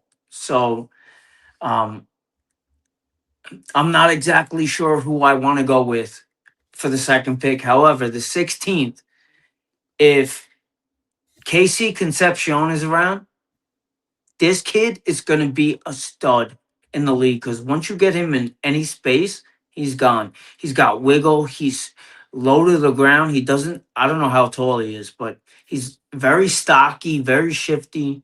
And I think that's something that we should definitely look forward to. However, Ty Simpson. He's 5'11", 190 is KC Concepcion. Is that how big he is? Yeah, 5'11", 190. Yep. All right. So that doesn't work because Garrett's going to be in the slot. How tall is Jordan Tyson? 6'3". Ooh. Yeah, I think Jordan Tyson's a lot bigger, but let me make sure I'm not speaking out of turn here, I guess. And dude, he's 6'2". 6'2". He's 6'2", 195. what about Mekhi Lemon? Oh yeah, let's look He's at Mekhi 5'11". Is He's he? Dude, He's like 5'11". but bro, watching his tape, Johnny, have you watched this tape? Dude, this kid, he is so Yep. he doesn't drop passes and he's 5'11", so 190. shifty. Yeah. Wow. The route running on him is what I like a lot. That's why, James, like, I don't feel like you could be wrong because all those positions that you're talking about, it's a need. So Yeah. The bigger guy is Well, Denzel Boston. Denzel Boston's a bigger kid. He's the kid out of Washington. He's 6'4". He's not much heavier. It's like 205, but he's 6'4". BG, He's is that David Boston's son? Remember That's a David good Boston with the question. Cardinals? Yeah, right. Oh, that's a good question. Let me look that up. I don't Awesome. know. Let me see. Lurch, I don't know what's your thoughts on what James is talking about? Well, I think there are some good players. I mean, he's mentioning some good players. I love Lemon. I think he's a good player. I do too, man. Jets would be good if they could get him. Boy, if they could get him with that third pick that they have, if they didn't have to take him with that second one, but they'd probably have to try to take him with the second one if he were out there. I don't think he's going to last till the beginning of the second round. But always, you never know how the draft's going to fall. But then what do we do with with a guy like Isaiah Williams, right? Hmm. He was a he was a stalwart returning kicks last year. Sure. I don't think that's gonna fall off. So I guess Casey Concepcion is gone because he would kind of help fill that role. Mhm. We have Garrett. I think Garrett's gonna be in the slot a lot. Sure. And we have to see what AD is. We have to see what Mechie is. Honestly, one of them is going to end up being the 3. Yeah. Right. Probably Mitchell. Mitchell's a pretty Probably. decent player. If the Jets can develop him, he's a pretty good player. What do you have? That 12 catch game? He did. He had a really nice game. He had that bomb touchdown from Right. Tyrod in the Falcons game for like 50 yards. Yeah. Yeah.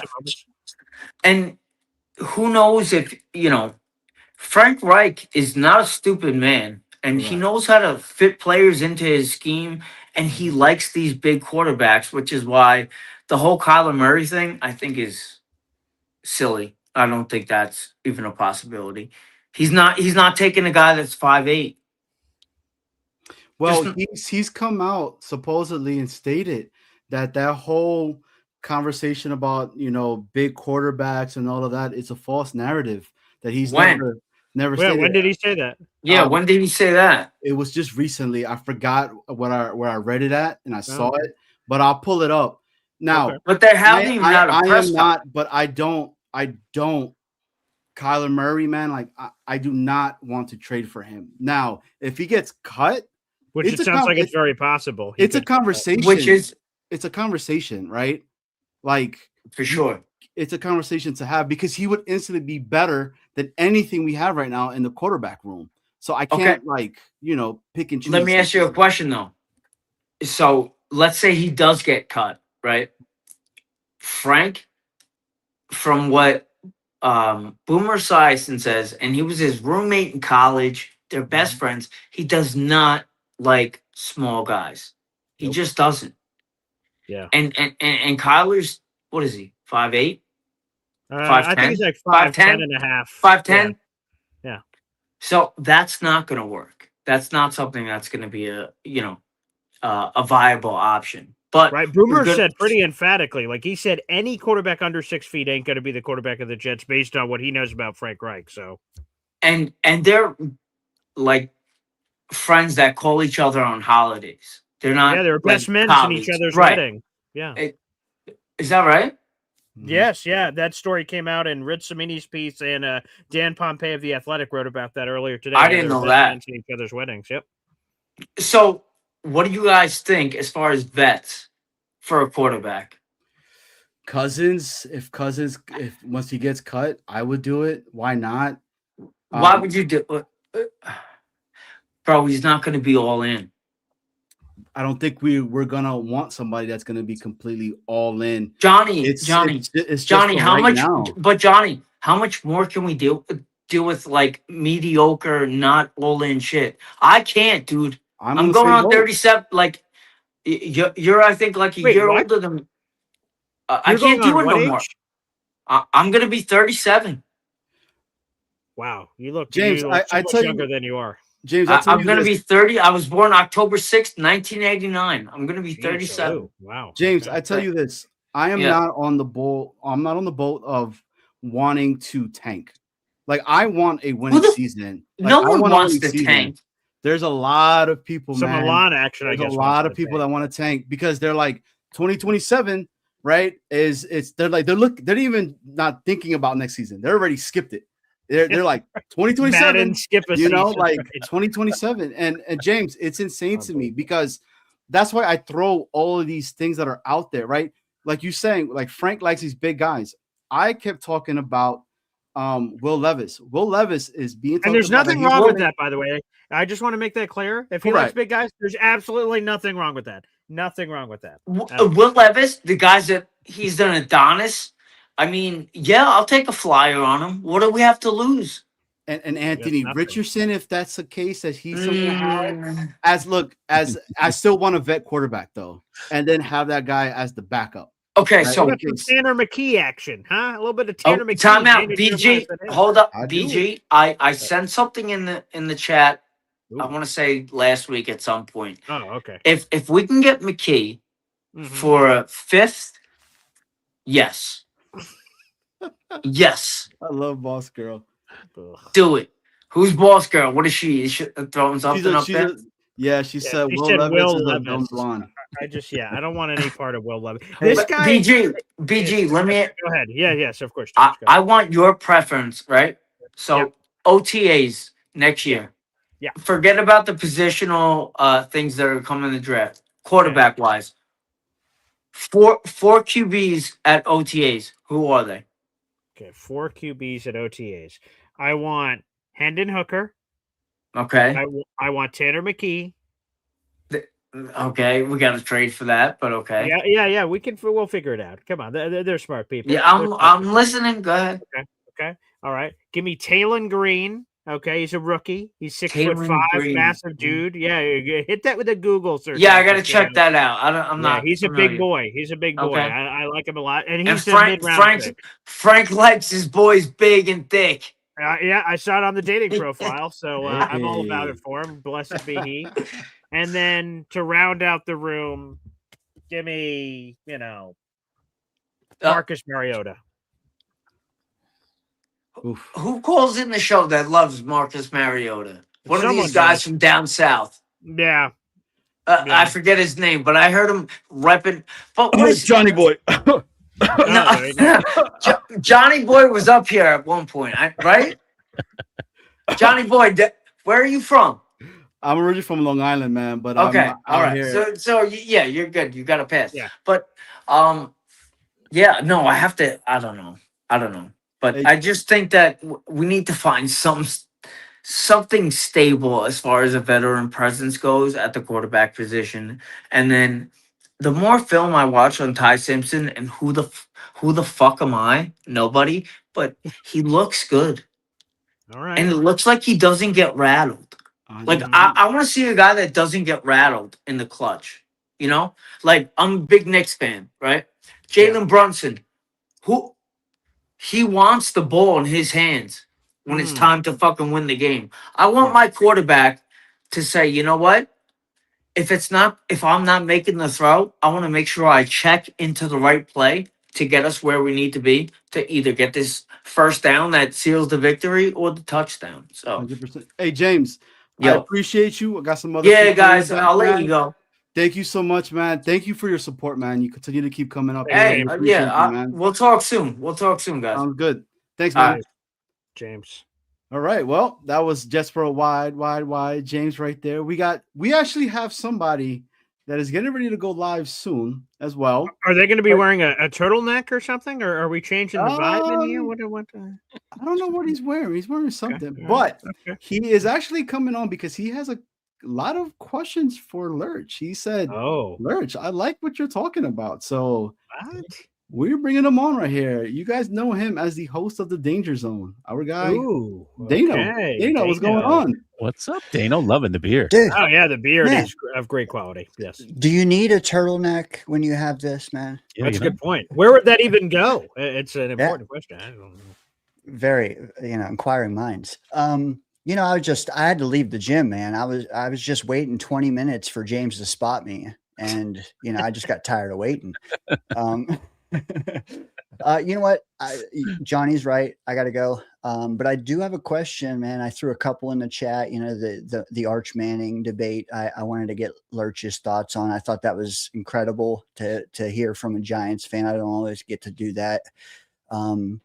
Shooting the boot. Maybe we can hear about your thoughts on that there, Lurch, later on about Cam. Yeah, it was asking about that. Clue me in on that. I didn't get it. I was trying to figure out what you were saying there. Well, he live streams occasionally. Cam Scatabo does, and at one point I seen one of his clips, and he was drinking out of a boot. Oh, drinking. Yeah, shoey, the shoey. Yes. You want a cool story? I'll give you a quick cool story on the boot. My first time ever in a Major League Baseball clubhouse, a friend of mine was doing media for the Chicago Cubs, and he invited me to come spend some time with him in Chicago. It's my first time ever to Chicago. And he says, "What do you want to do when you're in Chicago?" I was like, "I don't know let's take in some sports and stuff. I've never been to Wrigley. Let's go to Wrigley." He says, "I'll tell you what, we'll do Wrigley. We'll do one day in Wrigley where we'll cover for media. So I'll get you a media credential, and you'll just, you'll come to the press box with me. You'll sit in the Wrigley press box. We'll go into the locker room after the game, talk to the players, whole 9 yards. You'll be, quote, my producer. And then we'll do a day in the bleachers the next day. So we'll do back-to-back days, and we'll do bleacher bums, and we'll do media." So the first day was media. And two cool things happened to me that day. The first thing was Sammy Sosa was on the team at the time. And I was saying the whole time on my way to the trip and everything, I was like, I just want to talk to Sammy. I gotta have a convo with Sammy. I got to get Sammy on tape. I want to talk to Sammy. And my buddy was like, "You're not gonna get him. He's very truculent with the media. He doesn't talk much. And he pulls the whole like I don't speak English thing." I'm like, "I gotta get Sammy. I'm gonna get him, man." So we got to the game really early, and the first thing we did is we just literally, since you can wander around pretty good at Wrigley, I was sitting on the Chicago Cubs bench. I was in the dugout, sitting on the bench. I was like, "This is unbelievable. I'm like, I can walk on the field. I'm on the bench, the Chicago Cubs." It was like a, wonderland for me. It was really cool. And so I'm sitting at the end of the bench, right where the players come out of the tunnel, and guys are coming out to stretch and do stuff. This is way, way before the game, before fans are allowed in. And all of a sudden, here comes Sammy Sosa. And I see him. I'm like, "Oh my God, it's Sammy. It's Sammy." I'm like, "Holy crow, it's Sammy." And so I'm like, I got to do something. My buddy's sitting next to me shaking his head. "No, man, don't do it. Don't do it." It's like, "Sammy, what's up, man? I'm Jim Lurch from Syracuse, man. I've been waiting my whole life to talk to you. How are you, my friend?" He says, "I'm doing great, my friend. How are you?" He sits down with me on the bench with me, and I have like a 10-minute conversation with Sammy Sosa. Wow. That's my friend was like mind blown, like totally mind blown. Very, very cool. Dude. Which, by the way, just a random thing on top let me of give you that? the boot. I'm sorry. Oh, yeah, give the boot. Yeah, where was the shoey? Let me get to the boot. Sorry, the boot. Okay. After the game ends, that day I'm covering for media. That was before the game. After the game ends, Cubs win. I go into this is the first time I'm ever in a clubhouse at a professional game. I've cut a lot of minor league games, but I had never gone into a professional clubhouse. And I'm in the clubhouse of the Chicago Cubs. And the first thing I see is Mark Grace, the great Chicago Cub player. He's getting pretty old at this point, late in his career. Mark Grace is carrying a gigantic glass boot filled with beer, and he's chugging it in the clubhouse. And I'm just this is what a major league clubhouse is. He's just down in a boot of beer. He's guzzling it. He's cheering him on. I was like, you think they won the World Series or something? This is the craziest thing. That was my first thing I ever saw in a Major League Baseball clubhouse. Mark Grace drinking out of a boot of beer. Crazy. What a way to start off that journey you were on. Very cool. Hey, very cool. I do got to run, man. I will say Sosa, McGuire, that whole turn of the century baseball, man, that is peak core memories for me. Very cool. But as I'll hang up and listen, but I just wanted to get you guys Giants, Jets. I mean, I think Boy Green even mentioned it this week that we have traded with them in the past. Yes. Brees Hall. Yeah. Correct. You reminded me, we traded up for Brees with the Giants. Leonard Williams. So I just wanted to say real quick, And guys, like and subscribe to Jets Worldwide and MC Show Digital while you're waiting. But yeah, lock you two guys in a room. You're both GMs for your franchise, and you have to hammer out a trade between you two before the kickoff of free agency. Let me see what you guys can come up with. And thanks, Johnny boy. Have a good night, guys. Dana, where are you going? Where can everybody catch if they want some more Jets content? The Danger Zone, which you may not know is a Jets channel, but look close enough at that avatar and you might see that little Jets logo, man. One day it'll be the biggest thing in my avatar. One day. There you go. The Danger Zone. Later, Dano. Nice, thanks, brother. Awesome. Very awesome. Well, that's a good question. So, all right, make a deal. Cocked a trade. Okay. Before he said before the free agency. What yes, before free agency. Yeah. Repeat it one more time, Dano. Yeah. You have to do a deal today, basically. Okay. Do a deal that suits both you guys. You have to agree, obviously, but one that suits both teams, okay? So Jackson Dart for Brees Hall. Got it. There you go. Yeah, anything that sends Brees away, I'll rubber stamp, all right? See you guys. All right. I've got, okay, so I have an initial trade offer for you, Lurch. All right. I doubt I'm going to accept it, but go ahead. I can't get my phone to work. Wait. Hold on. Well, let's see. Oh, wow. Okay. We're making a call.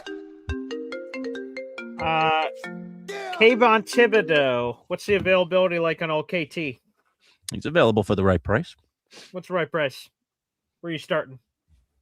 I'm starting with something with a 1 in front of it. You You got 2 number 1s. I'll take one of them off your hands. Oh, that's very sweet of you. That's very nice very of you. fine. All right, now wake up, pal. Okay, and now what? Now you've woken up from your slumber. Now let's get real. Kayvon Thibodeau. I was reading that Bill Barnwell ESPN piece. Saw he'd go for a 4th round pick, man. That's some nice value there. I'd be willing to dip my toes in. Man, I wish you had something on your defense that I actually wanted, but you really don't. Oh, gosh. I mean, what is on that defense? Now that you gave away your 2 best players in a trade this past year, what the heck is on that defense that I want? I would have taken Sauce off your hands a while ago. That's very nice of you. I don't know. We'll see. That'll be interesting to see how that trade works out because Sauce is, he hasn't, he got hurt, but I mean, he hasn't exactly lit it up there. So anywho, what about a 4th, man? We got a 4th with your name? No chance. We talked about this on our show the other day. I'm not handing Kayvon Thibodeau away to someone for some meaningless pick. I mean, we expended a top 5 pick on this guy. And I'm sorry, I'll just stick with him then. I'll die with him on the vine then before I give him away. Just like you don't want to give Hall away for nothing. And I don't blame you. I wouldn't either. I don't think they should give him away for anything less than I don't even want a 3. I mean, Jake Asman was talking to us the other day saying, yeah, maybe a 5. I was like, get out of here. There's no way I would let Brees Hall walk for a 5th rounder. I don't even know what I'm getting in the 5th round for crying out loud. No thanks. All right, I've got a counter offer. What about that Abdul Carter guy? He barely even shows up to your meetings, for God's sake. So, I mean, what's that value? We got him on the rookie deal and the whole night. We got to find out what he is. We got to find out what he is. So it's just too early to give up on a guy like that. So okay, all right. Here's my final trade. If we can't get this done, maybe just Manchild and Boy Green, Jets and Giants, just cats and dogs. Maybe we can't work it out. Well, you're picking 5th. We got the 2nd overall pick. Come on down. Come trade up for it. You can jump over to 2, pick whoever you want. You'd have the number 1 overall pick of all the non-quarterbacks, baby. It's a great deal. Just let me see. I got the NFL draft value chart right here in front of me. What would it take to move up? Let me see. Let's see what picks old NYG has available. So the difference. So the Giants have the 5th overall pick. That's 1,700 points. The Jets have the 2nd overall pick. That's worth 2,600 points. That's a 900-point difference. So it's a little bit steep. But so it would cost you. I'd be willing to do this, Lurch, here because I'm a giver. Okay. I'll take your 2nd round pick. That's 37th overall. And I'll take your number 2 in 2027. Bing, boom, bam. Let's go. 2 2s, huh? Yeah. That's it. 2 2s. You pancake eating bleep, David Putney. Throw in Putney. Part of the problem, too, is that I wouldn't do that because we don't have a 3rd rounder. We don't this year. No. So, now we wouldn't be picking after that first pick forever. 105. That wouldn't be good. So we can't do that. We're just not in a position to do that, at least going into this year's draft, because we have needs too. And for the Giants, what's the benefit to get to 2? Who are they going up to 2 to get? I mean, they might be able to get Tate at 5 if they want to go wide receiver. They can get one of the 3 defensive guys for sure. Is going to be available at 5. But don't wait for leftovers. You get what you want. You jump in and you get your pick of the litter. You get your whatever front 7 guy you want. Caleb Downs, pick your wide receiver. The course is yours. And you know what? I'll even counter. Okay, you say, I don't know. We don't pick again until this pick. We'll throw you in our 4th round pick. All right? We'll throw you a pick 103. So then you have 103 and 105. And then I want a 2 this year. I want a 2 next year. And then we fall back down to 5. I'll give you Thibodeau for one of your linemen. Okay, that's what I want. You got to give me a pick. Just go straight up. Offense, defense, what? Yeah, I want an offensive lineman from your team. Yeah, you give me an offensive lineman, I'll give you Thibodeau.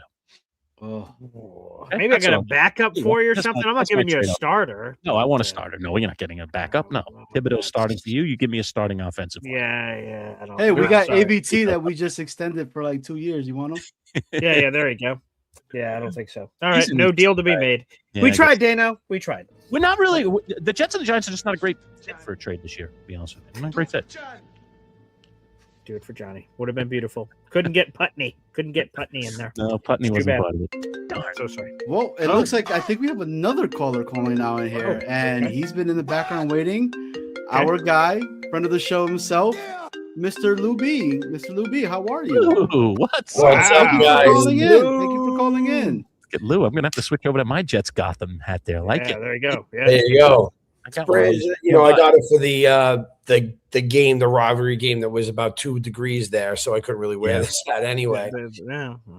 But BG, first of all, I'm sorry for giving it to Nick Faria on your show the other day. He couldn't handle it. That was awesome. Thank you. He wasn't happy when I called. But guys, real quick, I have to say, like looking at this draft, I feel like the way to fix this team right now in the beginning is really in the 2nd round, because if we can just get more 2nd round picks, like if Cleveland has 2 2nd round picks, if we could get them to move up to 2, which maybe they don't necessarily want to.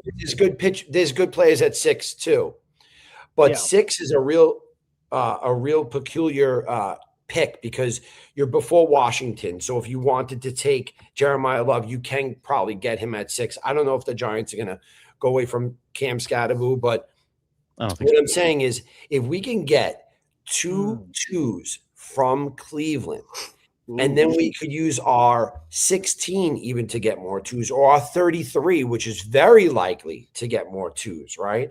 So you look at the 2nd round and you look at guys like Zion Young, Lee Hunter, Jacob Rodriguez, Jennings Dunker, Logan Jones, Tyron Montgomery, Malachi Field, right? These guys. Yeah, by the way, real quick, Cleveland only has 1 2. They have 2 1s. They have 2 2s. But I have their draft chart in front of me. They have 1 2, but they have 2 1s though. 2 1s. Okay, so they have 24. You use all 24 is their other pick. So if you use our picks to move back to acquire more 2s, that you can do it with the first, the 2. You might be able to do it with the 16. You might be able to do it with the 33rd.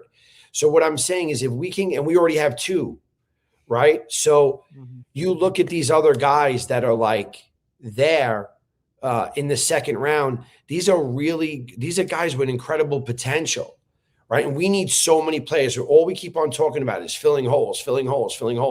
You could do it in the 2nd round with guys that could possibly be as good as first rounders. And we have the draft ammo to actually do it. I mean, if we walked away with Lee Hunter and Zion Young and Jacob Rodriguez on our team, these guys were virtually unblockable at camp. So if we can get some offensive linemen, maybe get another really Omar Cooper Jr., Elijah Sarah. There's so many great players that are in the 2nd round. We just need more 2nd round picks. So my question to you guys is, how do we get more 2nd round picks? Well, the problem is you're seeing something that a lot of teams are seeing. So, it's not going to be so easy for teams. But we have more draft capital though. We do. We definitely do, I mean, I think it's just going to be that timing thing for the Jets because you need somebody who feels like they can't get their guy in the first round and that you have the pick that gets them to the place where they can get it. And then they're going to give up something of value. But, that doesn't always happen in the draft or, Yeah, obviously. But there's just so many guys there. Well, what about this, Lou B? Yeah. Here's another team that has 2 second-round picks. Houston has 2 second-round picks. They got that from the from a previous trade. So they have that in there. They have 59 and 38. So it's a big gap. So one's early, one's later, but they have 2 second-round picks. Would they want the second pick? Is there any...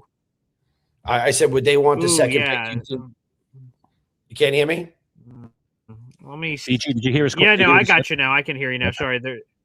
What I'm saying is, is there anyone that they would really want to go up and get? Do they have a need for 2? Yeah, do they have a big need for one of these guys? I mean, obviously, there's so many good guys, but they could come up and possibly try to give us because we need we do need to fill a lot of holes. And obviously, if me and Johnny's offensive plan doesn't work out, just going straight offense, the other way is to fill the holes is by these 2s.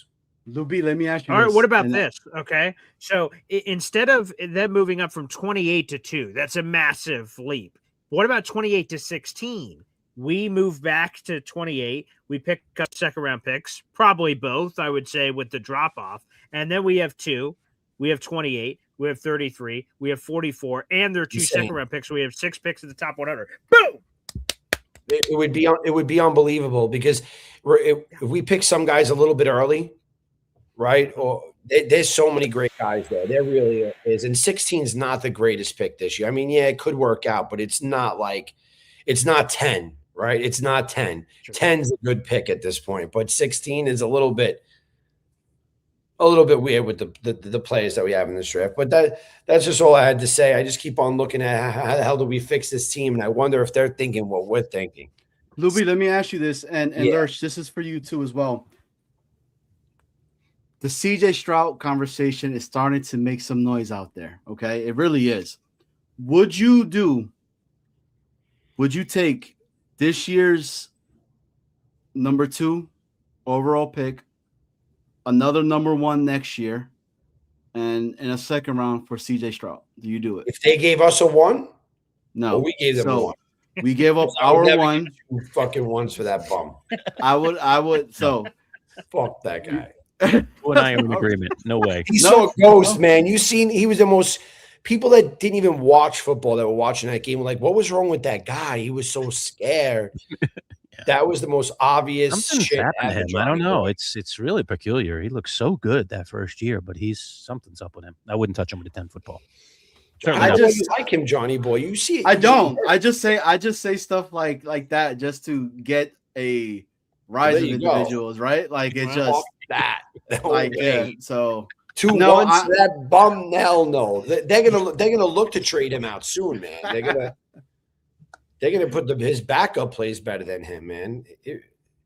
His backup is who we should get. Yeah, David Mills. Yeah, I would take him in a second. He played pretty good. With that being said, Lou, how about your sprinter straight up for CJ Stroud? I'll give that. Yes, I'll take that. Just no problem. I'm taking it right now. We need somebody. Yeah, I'll pick up the keys right now. No problem. Done. Anything to save this fucking team, man. 100%. Looks like we get a great night. Another caller coming in. See you, brother.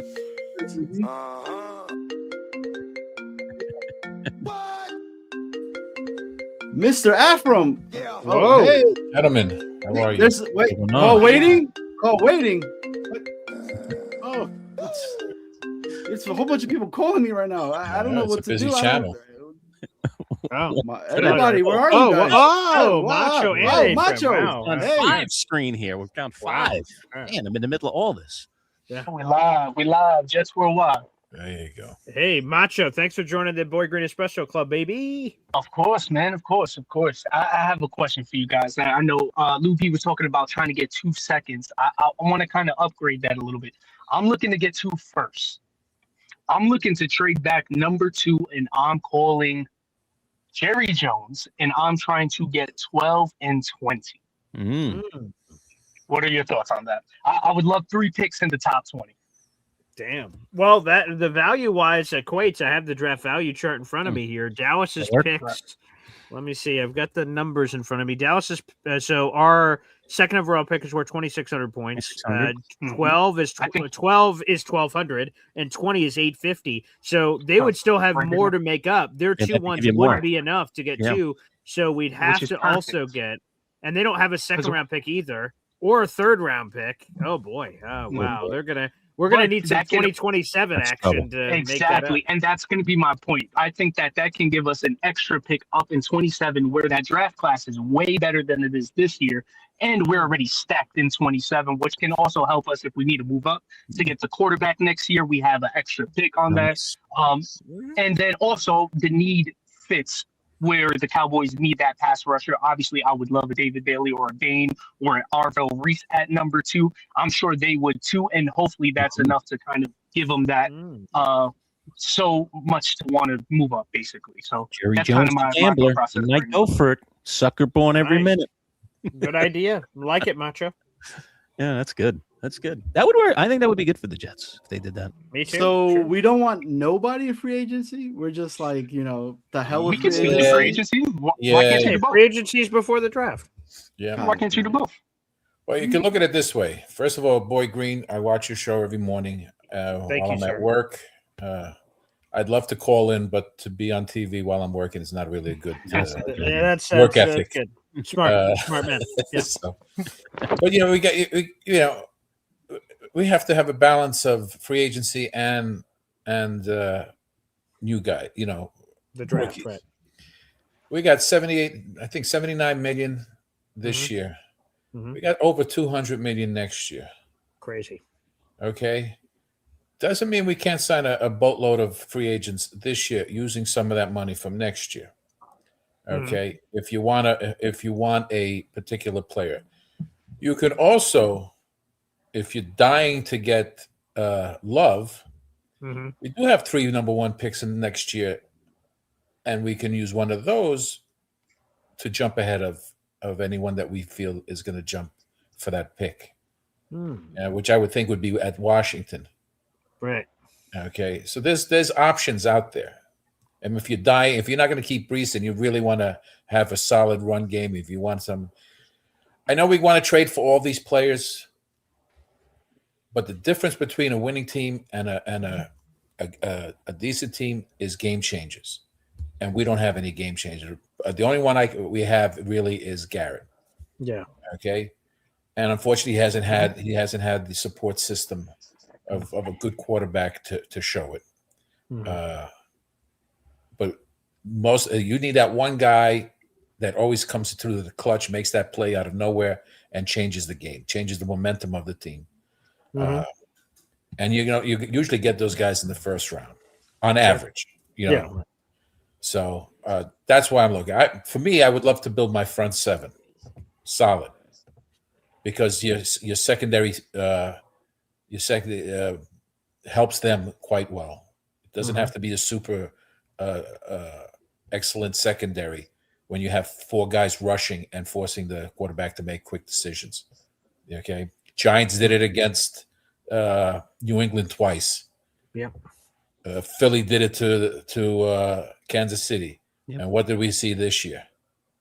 When you force the quarterback to make mistakes, okay, with your front 4, makes a world of difference. I know we want to have points, but we have some decent players on this team. We could add a couple of a veteran. You got Dobbs it could be your number 2, right? You could sign him, okay, and just build that defense, because you still got 2027. You can start getting some rookies and start replacing some guys in the future. There's many ways to do. Unfortunately, we haven't had enough of Muji to see what he's going to do in a situation like this, rebuilding a team. So we really don't know where they're going to go. But you have the head coach who's a defensive guy, so he's going to want to build that team. He's going to want the guys that he wants to be violent. So who you get? You're going to get violent players, all right? That's what I'm looking forward to. I'm going to see if we make that. The quarterback. No, I really don't want a 38-year-old guy. We've had enough of these older quarterbacks. Give me a game manager. I have no problem going with a 32-year Mariota just to run as a bridge. Okay. Murray, there's a issue with work ethic and character. Okay. So I don't know if it's going to fit. You're going to come here and you're going to start listening and changing. You have to be a player. You got to have to be, you got to give it all for the team, because that's what they're looking for. We've lost a lot of guys that have been nothing but in a losing situation, and you have to get that mentality out of there. So we've got rid of a lot of guys. You got to bring in guys fresh, and you got to start winning. That's the bottom line. And for all those tanking for Arch, this regime is going to look to make some wins, and we're not going to be there for one overall. Hell yeah. And the only Hopefully not. And the team that's going to be there one overall, there's a reason why they're one overall. They probably need a quarterback, and they're not going to trade out of that position if they know they have a guy that is a franchise quarterback. So you can use all three number ones that you have. You're not going to go up there because this doesn't happen all the time. You usually grab if you see a really good quarterback class, and there's other guys in there. For me, I take I go after Nussmeier because I think his coaching from his dad. I like him too. He's like a smart quarterback making smart decisions. He can throw. I think his last year he had like a oblique injury that hurt him. But whatever, what we all do is we watch highlight films. He can throw. He's accurate. Just throw it down the field. We're not looking. I'm not looking for the days where we used to throw 80-yard bombs, to Wesley Walker or anything like that. The game has changed. Move the yards, 10 yards every time. Run and pound, and just keep moving the chains and controlling the clock. That's how you beat down defenses. I don't want 3-second touchdowns. I want to take over the game. It's like what Nick says right here. I mean, good, stable franchises stay true to their board, and they don't give up extra picks to jump up. Yeah. I mean, shout out to Nick. Boy Green, where is Nussmeier projected right now? Where is he projected? Yeah, so for Garrett, the LSU second. Product. Yeah, well, here's a big thing. So I just heard Matt Miller. He was on the brand new Jets Draft podcast onboarding, and he says the QB1 in this class is Fernando Mendoza. The QB2 in this class is Ty Simpson. The QB3 of this class does not exist. And he said, we draft people, are going to try everything in our power to find the right man for that job. Mm-hmm. We're going to try to push someone to be this QB3 that doesn't exist. I think there's a huge opportunity next week at the Combine. Fernando, from all reporting I've heard, is not going to throw at the Combine, which means the show is open if someone wants to take it. So if it's Ty Simpson, if it's Garrett Nussmeier, if it's Drew Aller, I don't know what his health status is heading into this, but he was invited to the Combine. Yeah. One of those guys lights it up. Maybe Garrett Nussmeier can leapfrog into the conversation. But Garrett Nussmeier right now, I'd say, is probably mid-third round pick. But obviously, the supply is low for quarterbacks, but the demand is high. So we want someone to step up to the plate. Garrett will have every opportunity to work himself higher into day 2 and hell, maybe back into day 1. But I would say his ceiling probably is the second round. Yeah, and I believe coming into this year, due to his decline from his oblique, he was projected to be very 100%. High. Yeah, top 5 pick. Yeah, top 5 pick. Mm-hmm. So, and it's all a crapshoot anyway. But of course, right? You got it comes down to solid coaching and support. Simple as that.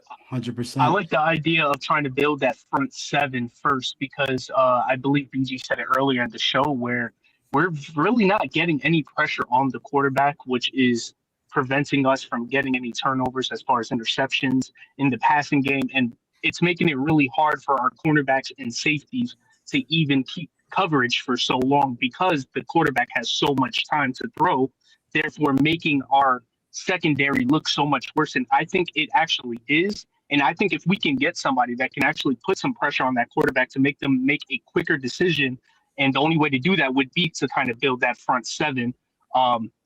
it's going to open up the defense so much more in the passing game, and I think that front seven, to your point, is really important. Yeah, and I don't want somebody. I want some bodies. I Right. don't want to rely on one guy. Yeah. I want to have 2 or 3 on that line, on that front seven to be, cause havoc. 100%. Well, guys, want to say I appreciate you boys coming on to the show as always, man. Yes, sir. This Yes, was sir. great having you guys on here. Macho, you saved me, bro. Macho Gotcha, could bro. tell you now he's part of that espresso club.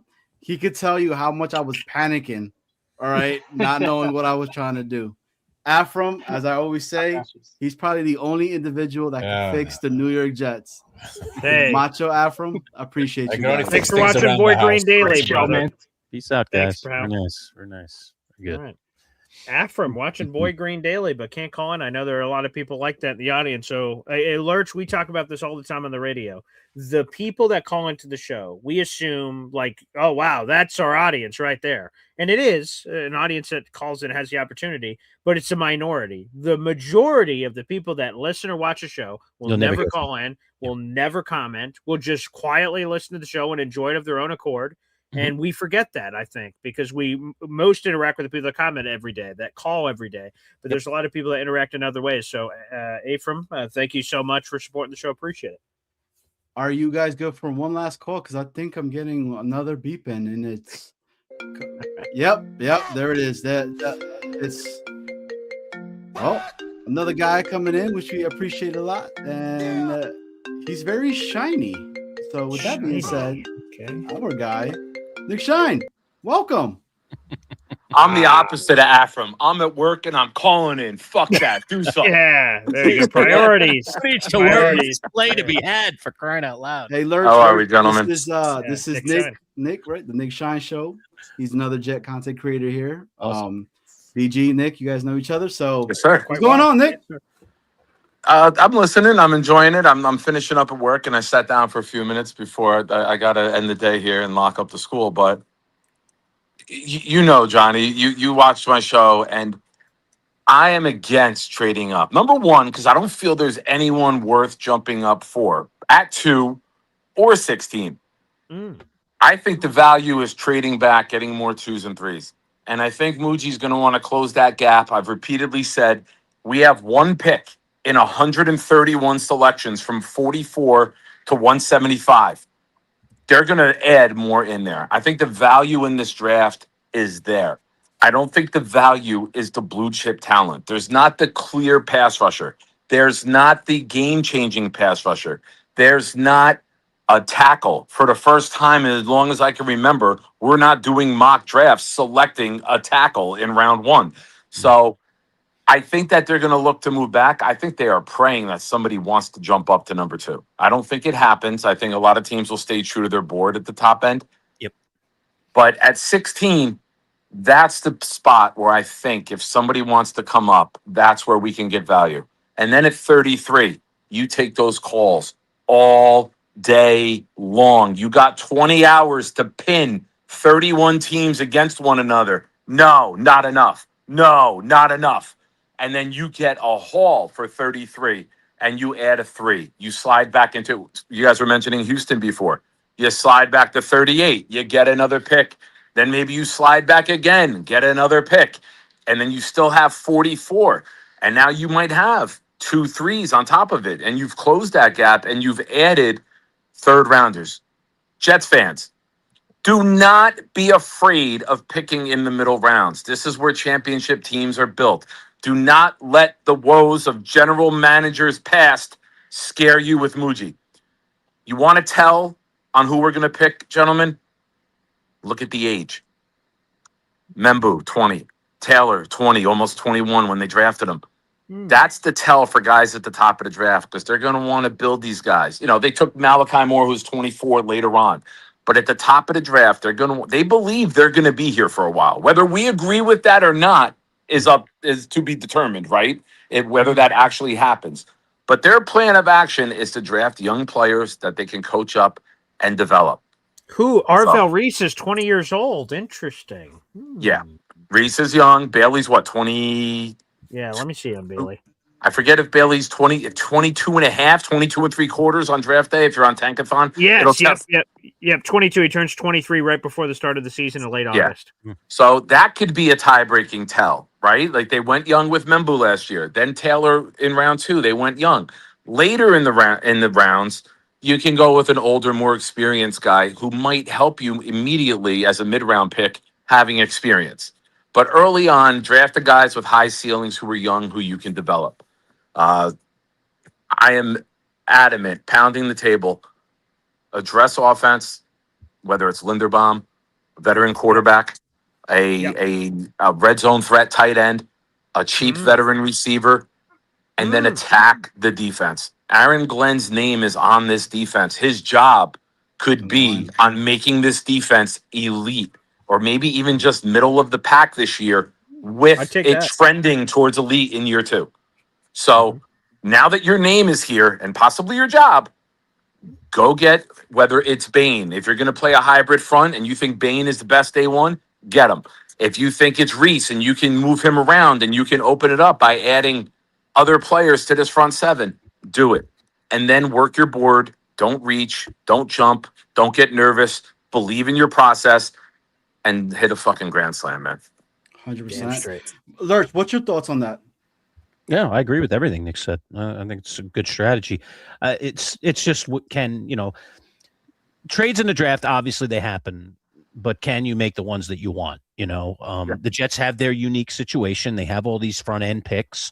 Would it be nicer to have more depth and have more stuff in the middle so that you don't have a big gap and you don't have a long period of time where you're not drafting anybody?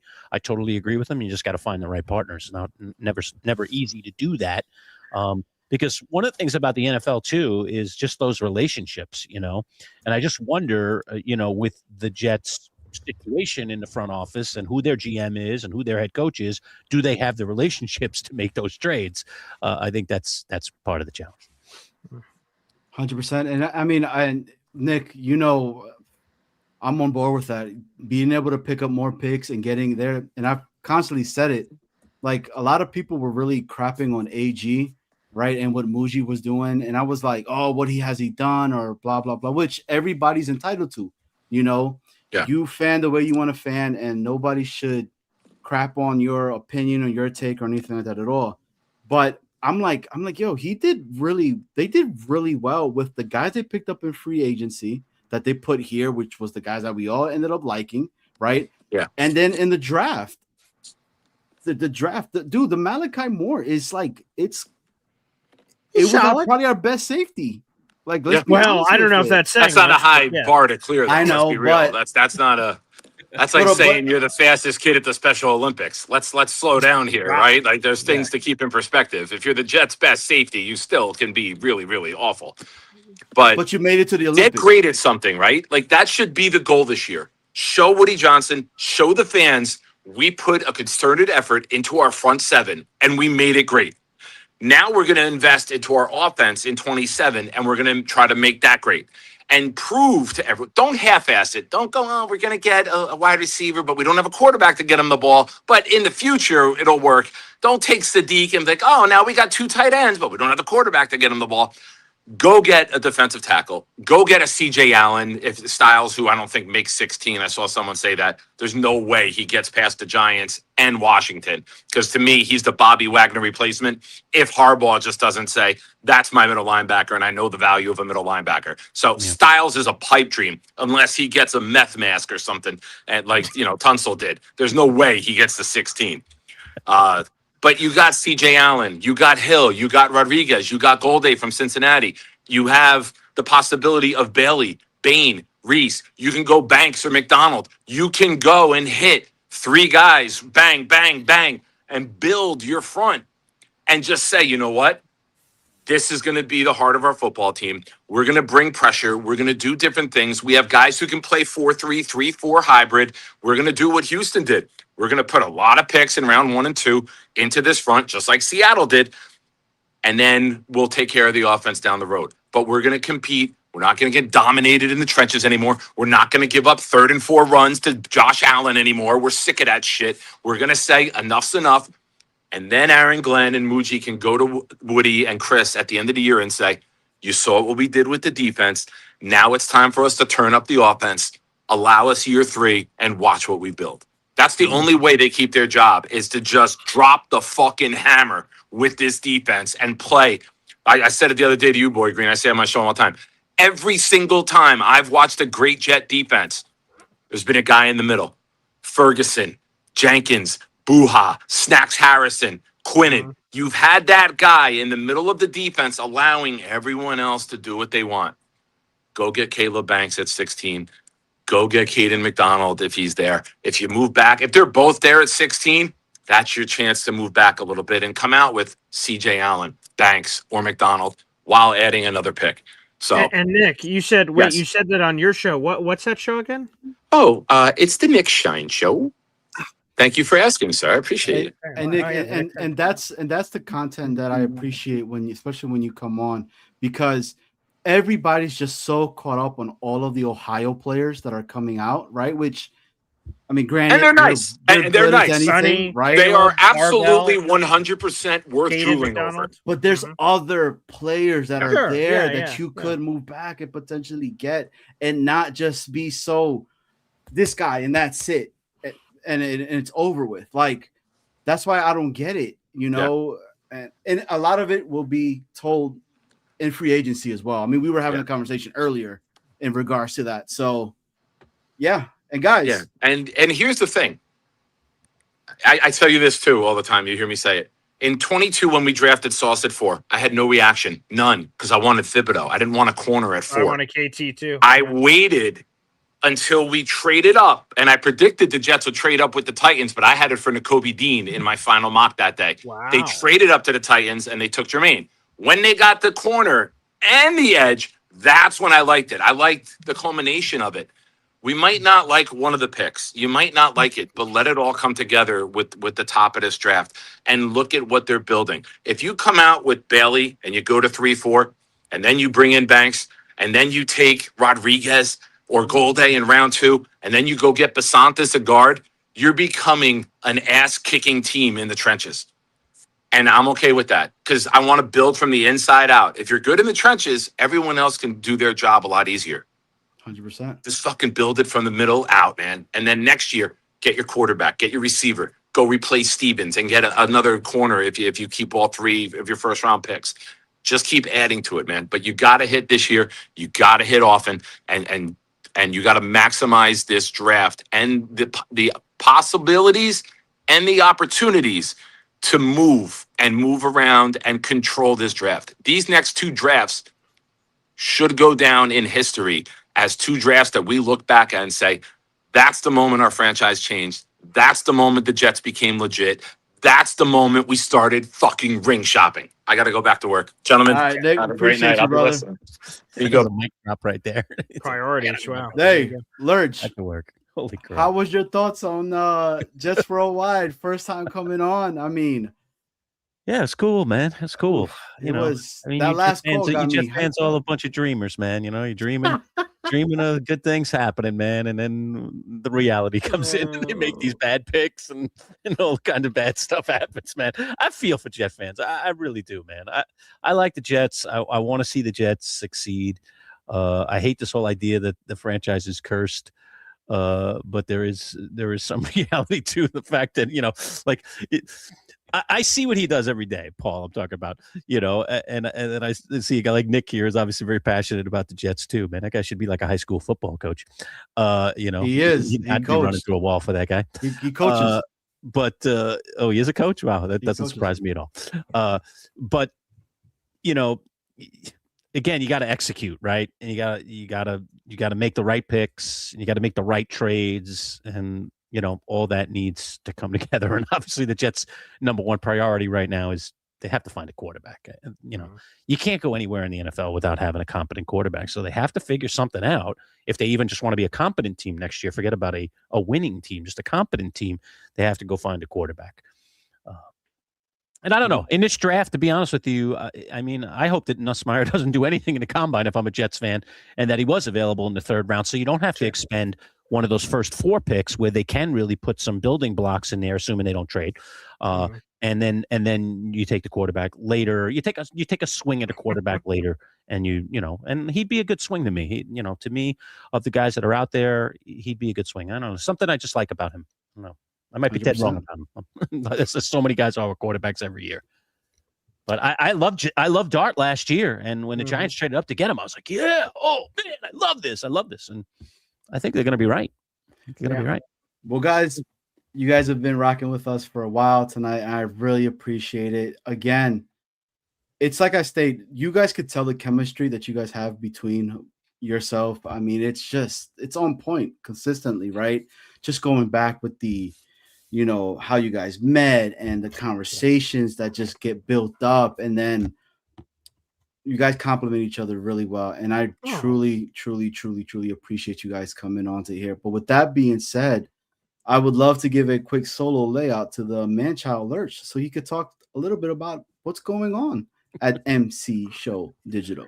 It's a lot of really cool things going on. I was talking to you a little bit, Johnny Boy, before the show, and I was saying how moving into this digital world after 23 years in radio, and then you throw another 6 years of television for me, it's really been actually kind of refreshing. I feel like I'm kind of been reborn, hopefully like John Harbaugh is going to feel with the Giants this year. So a couple of cool things have happened. Number one, we're now almost at 700 subscribers. We've been having a really nice surge recently, and we appreciate anybody out there that has jumped on board and become a subscriber. Again, it's at MC Show Digital, our YouTube channel. We are just about, and I've been working arduously the last couple of weeks. It's actually a lot of work to set up a storefront, a shop, where you can buy logoed merchandise and kind of sport our brand. You see I'm wearing this 12th MC hat, which is our VIP club membership that we just started just a couple of weeks ago, and we hit 500 subscribers. And so it's been interesting rebuilding something from the ground up after doing something for 23 years that we just kind of extended into this world. But it's been very humbling, but at the same time, really rewarding. And so I'm just loving the process, I'm just loving the process of doing it. And, I hope people, sign up to be members, subscribe to our channel, and I hope to support your channel as well, Johnny. So I appreciate that.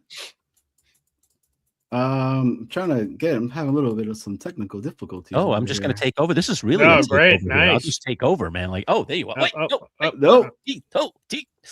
Yeah, there we go. Where's Snowball when you need him? Holy crap! Yeah, right. I don't know, man. I think Snowball is in here in the studio. He's on some beach or something some way. He's messing around with you on purpose. Nice. Yeah.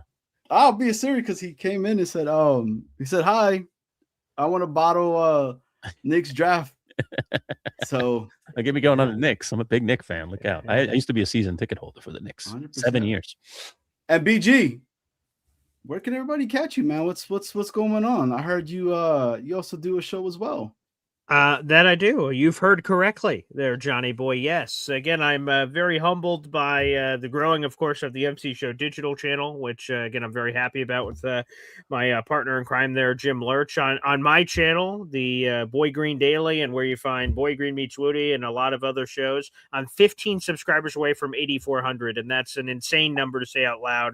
I'm closing in on 3.5 million views on the channel, and we'll be at 4 million before you know it. The support's been pretty cool. Tomorrow morning, we'll have a Jets Worldwide takeover. So, I've contributed some time here to Johnny Boy this evening.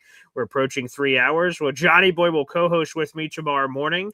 On Sunday, we'll have Matt Lombardo and Hop on Pop. We'll have both of those guests back-to-back together. That should be a hoot.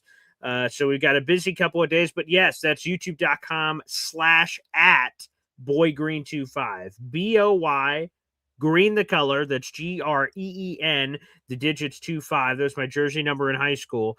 And yes, if you hit that subscribe button, I'd appreciate it. Like I said, we're 15 subscribers away from 8,400.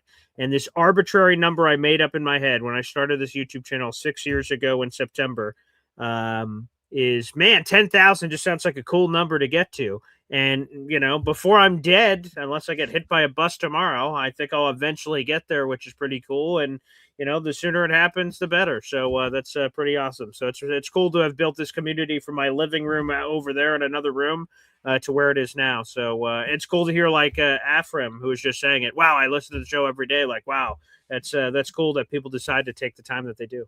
He's moved all the way from the living room to the dining room. Way to go, man. See, that's it. I don't know. Where can I go Moving on next? up, The kitchen, the bedroom, who knows? Yeah. Kitchen be cool. Well, guys, this has been another episode of Jets Worldwide, wide. Every Friday, 7:30 p.m. Guys, if you guys are watching after the fact, thank you so much. We've bringing some really good Jets content, but come support our guys over here too. You know, come check out the Manchild. Let them know, you know, that, man, I heard you at on Jets Worldwide, and you know what? I loved it.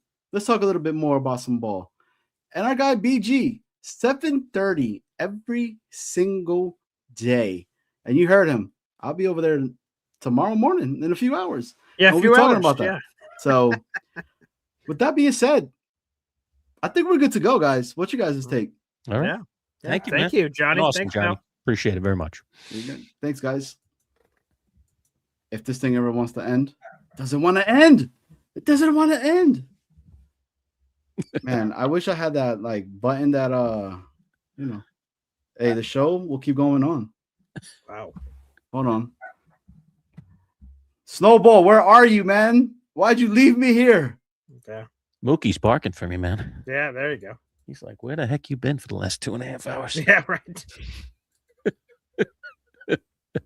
Dude, I'm telling you guys, I don't know what happened. But anyways, all right, well, I don't know what to do because it's not letting me end the stream. So all right, I guess I'll see you tomorrow morning, Johnny. It looks like you're going to be staying up. So yep, we'll just quit out. You'll be standing here all by yourself. Bye, Johnny. You're the best. Peace. Peace out. Later. Later, guys. Well, now it is just myself, I guess. And hit the big red button. I'm trying to. It's not letting me. I don't know. But you know what? I don't know. This is it's been fun, gotta admit, and I'm pretty much enjoying it. So We started off as Titans, and now we're the Jets. The start of every season always starts with the sweats.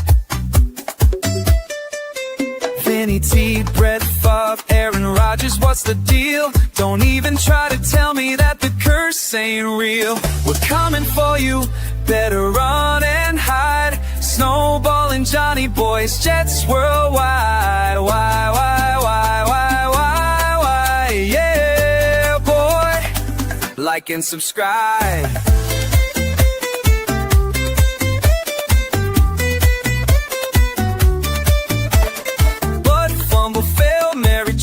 Fitzpatrick, the end of every season is always tragic.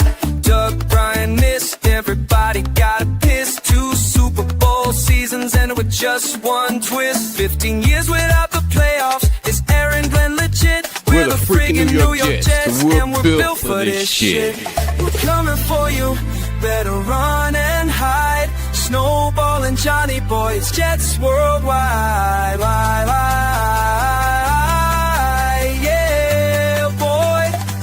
Like and subscribe.